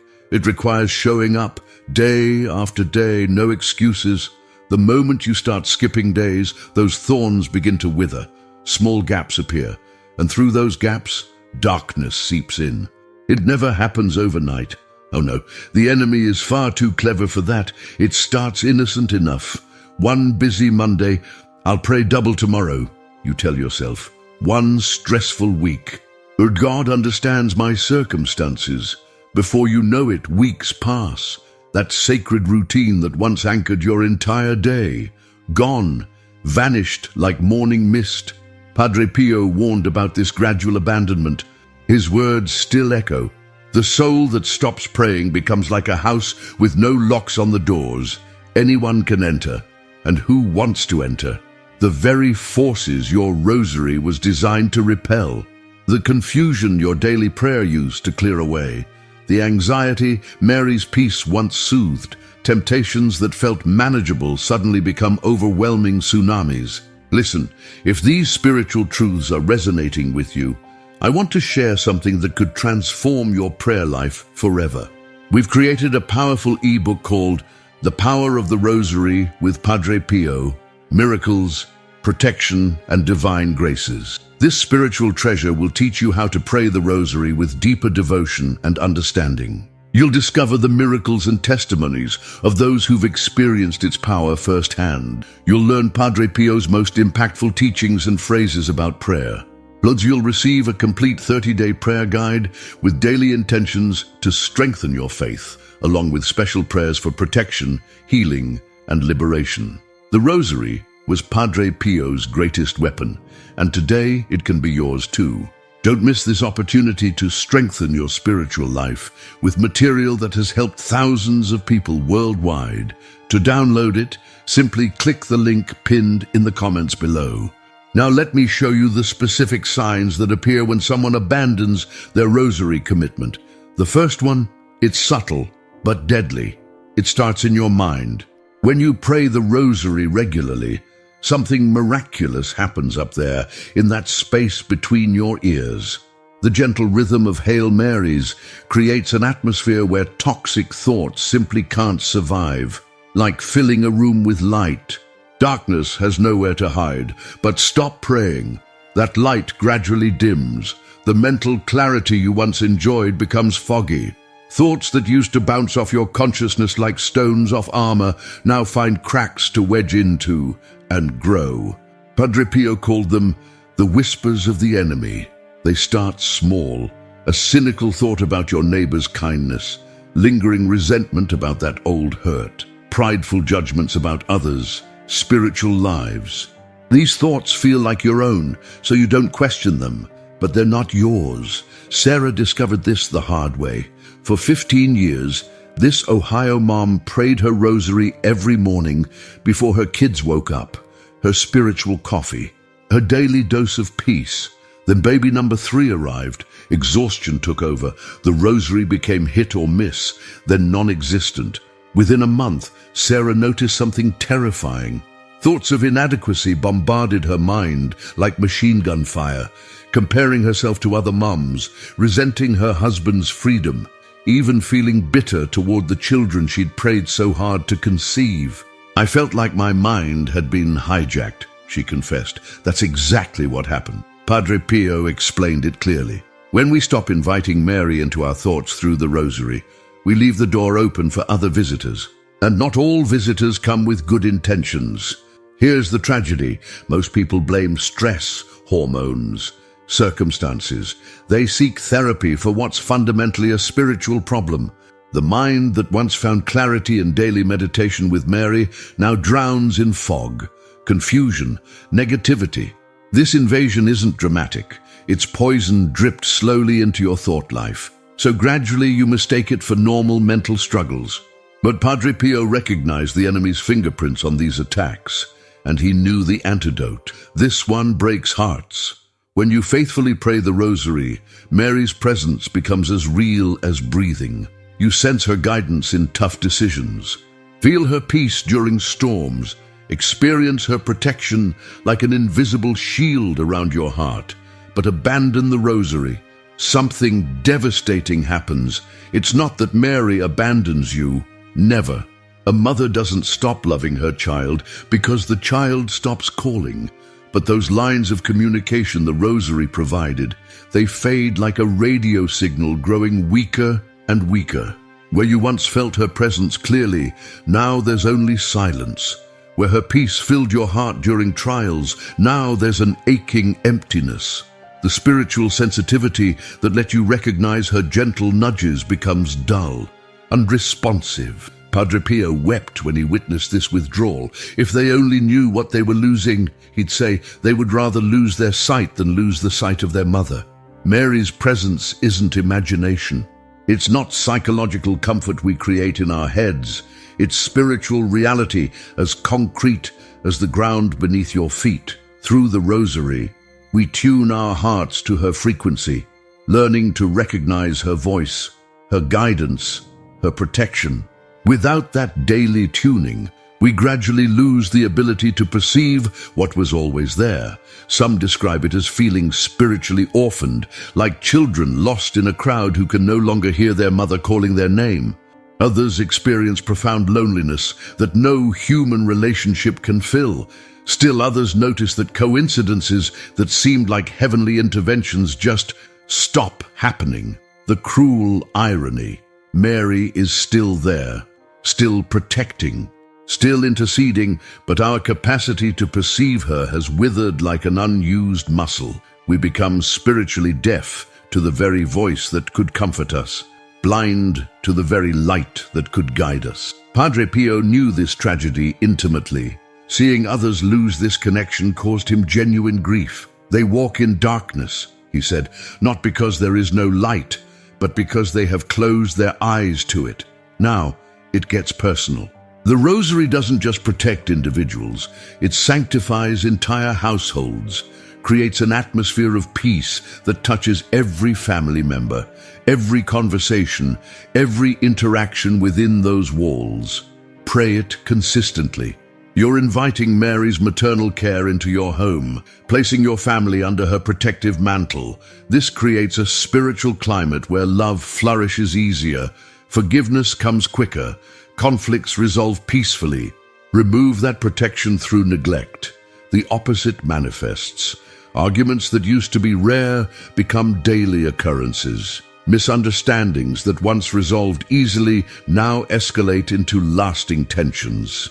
The harmony that characterized your family gives way to friction, discord, chaos. Michael and Teresa lived this nightmare. 12 years of marriage. Every evening after tucking in their kids, they'd pray the Rosary together. Their sacred time, their spiritual anchor that kept their relationship rock solid through normal life stresses. Friends knew their home as a place of unusual peace and joy. Then Michael started working longer hours. Teresa became overwhelmed caring for her aging mother. Their evening Rosary gradually disappeared. At first, they barely noticed, but within weeks, something had shifted. Their home's atmosphere felt different. The children became argumentative, defiant.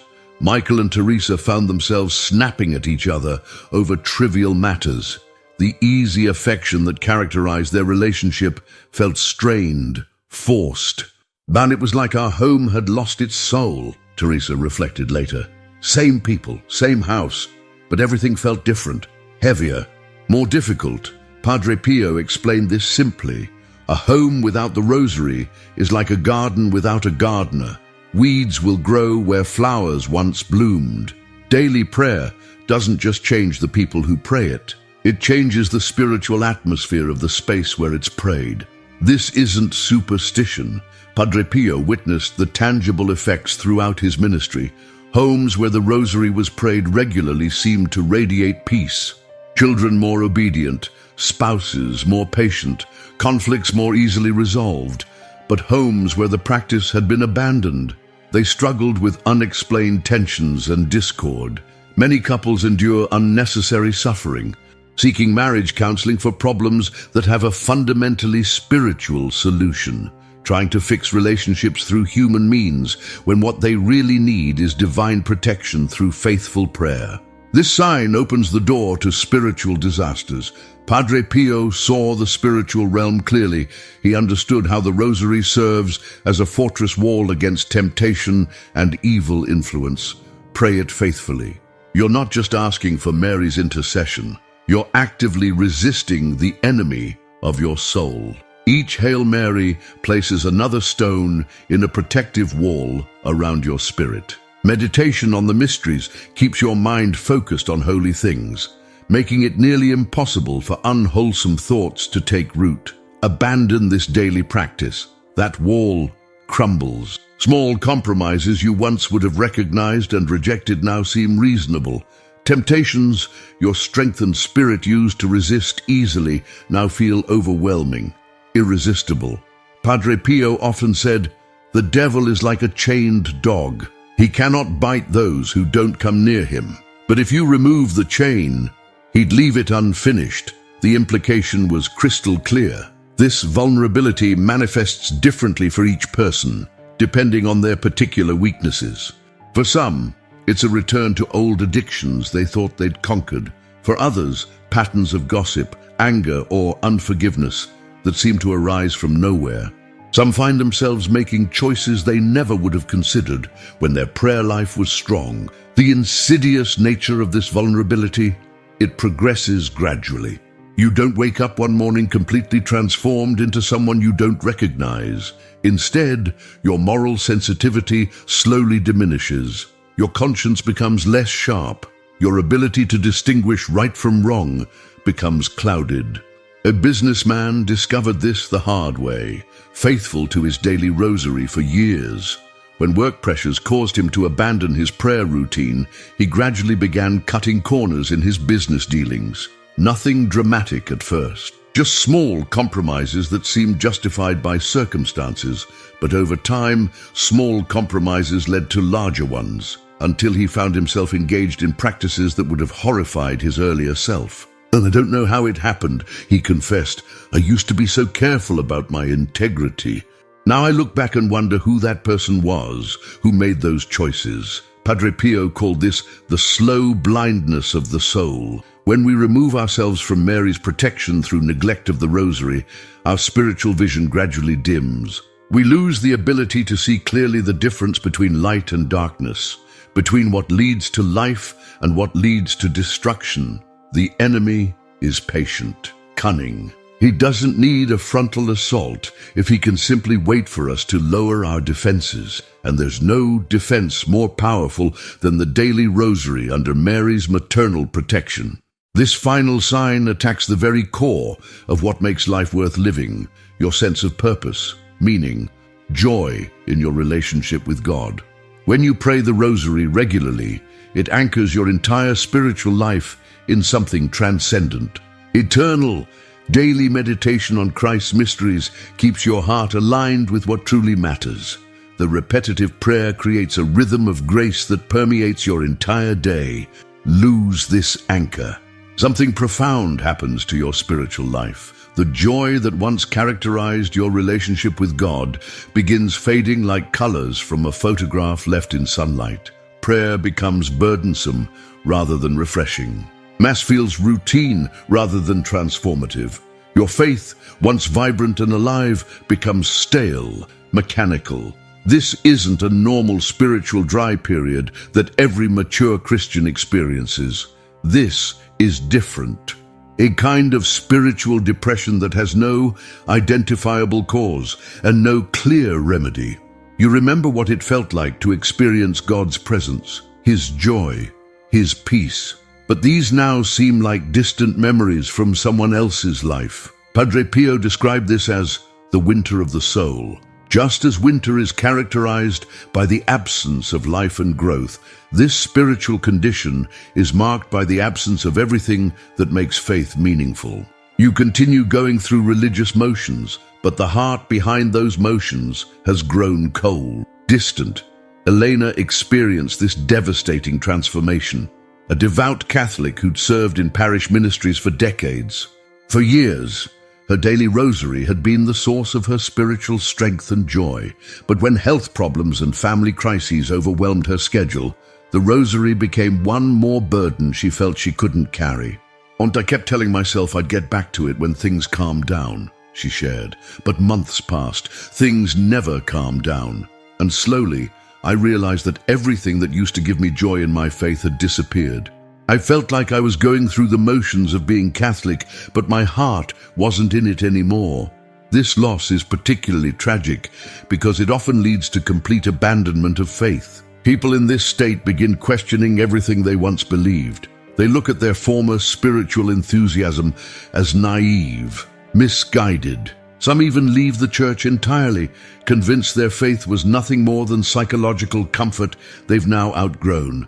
But Padre Pio knew the truth. This spiritual desolation isn't a sign of maturity or intellectual growth. It's a sign of a soul that has wandered away from its mother and lost its way home. The joy and meaning don't disappear because they were never real. They disappear because the connection that made them accessible has been severed. The most heartbreaking aspect, the remedy, is so simple, yet it seems impossible to the person experiencing it. Returning to the rosary feels insurmountable when you can barely remember why prayer ever mattered. It's like trying to remember the sound of music when you've gone deaf. Yet Padre Pio insisted it's never too late. Even in the depths of spiritual winter, the first faltering steps back to the rosary can begin restoring what was lost. Mary never stops being a mother, even when her children wander far from home. Recognize yourself in any of these signs. Please don't despair. The beauty of Padre Pio's teaching comes with an equally powerful message of hope. No matter how far you've drifted, no matter how long you've been away, no matter how cold your heart has become, it's never too late to come home to Mary.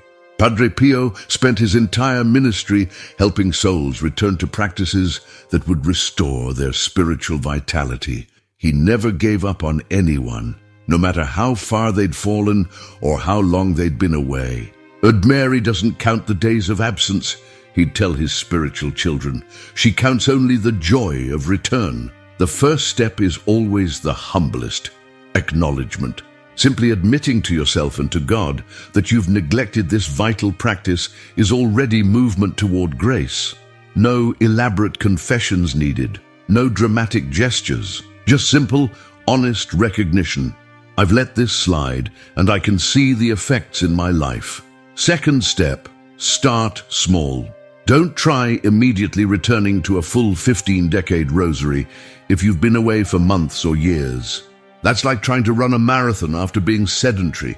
You'll burn out before you build the habit. Instead, commit to just 1 decade a day, 5 minutes, 10 Hail Marys, 1 Our Father, 1 Glory Be. That's all.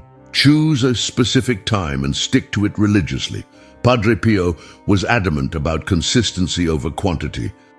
Better 1 decade prayed faithfully every day than 15 decades prayed sporadically when you feel like it. The key is rebuilding the habit, creating that daily connection with Mary that will gradually restore all that was lost. Create a sacred space, even just a corner of your bedroom with a simple image of Our Lady and perhaps a candle. This physical space anchors your spiritual practice and signals to your soul that this time is sacred, protected. Don't be discouraged if your heart feels cold or your mind wanders during those first days or weeks. Padre Pio taught that fidelity is more important than feeling. Mary hears the cry of your heart even when your lips feel like they're just moving through motions. He assured his spiritual children, your willingness to return is already a prayer she treasures. As you rebuild this foundation, gradually expand, add a 2nd decade, then a 3rd. Eventually, work back to a full 5-decade rosary. But take your time. This isn't a race. It's a homecoming. Mary's promises to those faithful to the Rosary are breathtaking. Special protection during life, assistance at the hour of death, preservation from mortal sin, countless graces for those who honor her through this prayer. Padre Pio was living testimony to these promises. His entire life demonstrated what happens when someone places themselves completely under Mary's protection through faithful Rosary devotion. But perhaps the most beautiful promise addresses every sign we've discussed today. Mary promises peace to troubled hearts, clarity to confused minds, harmony to troubled families, strength against temptation, joy to souls that have forgotten how to rejoice. Every single consequence of abandoning the Rosary can be reversed through the simple act of returning to it. The restoration doesn't happen overnight, but it does happen. Just as negative signs appeared gradually, positive transformation returns gradually. First, you'll notice a subtle shift in your thought life, a little more peace, a little less anxiety. Then you'll begin sensing Mary's presence again, faintly at first, then more clearly. Your relationships will begin healing, your resistance to temptation will strengthen, and slowly, surely, the joy of your salvation will be restored. Padre Pio's final advice to anyone beginning this journey back was simple. Trust in Mary's love more than you trust in your own weakness. Her desire to help you is greater than your ability to fail her. We've journeyed through spiritual territory Padre Pio knew intimately today. The consequences of abandoning the Rosary and the pathway back to restoration. We've seen the 5 signs, dark thoughts that cloud mental clarity, the withdrawal of Mary's presence that leaves us spiritually orphaned, disturbances in homes and relationships that steal peace, vulnerability to temptations we once resisted easily, and the loss of spiritual joy that makes faith feel empty and cold. But more importantly, we've learned Padre Pio's unwavering truth. None of these conditions are permanent. Every single consequence of abandoning the Rosary can be reversed through the simple act of picking up those beads again and beginning anew. You don't need to be perfect to start. You don't need to feel ready or worthy or spiritually prepared. You just need to be willing to take that first small step back toward the Mother who has never stopped watching for your return. Remember Maria from our opening story. After months of living with growing darkness in her home and heart, she finally understood what had happened.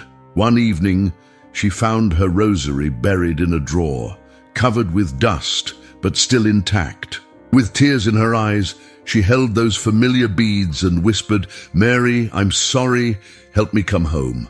That night, she prayed just 1 decade. It felt awkward and forced after so long away, but she persevered. The next night, another decade. Within a week, the nightmares stopped. Within a month, peace had returned to her home. Within 3 months, she was back to her full daily Rosary. The woman who had once felt lost in spiritual darkness was again radiant with faith's joy. Your story can have the same ending. Whether you've been away for days, months, or years, Mary is waiting. With the infinite patience of a mother who knows her child, will eventually find their way home. If this message has touched your heart, if you've recognized yourself in any of these signs, if you feel called to return to the practice that could transform your spiritual life, write in the comments, "I return to the Rosary today." Your declaration could be the encouragement someone else needs to take their own first step back to Mary. Share this video with someone who needs to hear Padre Pio's wisdom about the Rosary. Subscribe to our channel so you don't miss future messages that could strengthen your faith and deepen your relationship with God. But most importantly, don't let this moment pass without action. Find your Rosary. If you don't have one, get one today. Choose your time. Start small. Begin tonight. As Padre Pio reminded us from his own deep experience, the Rosary is the most beautiful and most powerful prayer. We should always have it with us. When we say the Rosary, we approach Jesus through Mary. We never go to Jesus except through Mary. May you discover for yourself the protection, peace, and joy that await those who place themselves under Mary's maternal care through faithful devotion to the Holy Rosary. The beads are waiting. Mary is waiting. Your restored spiritual life is waiting. Begin today.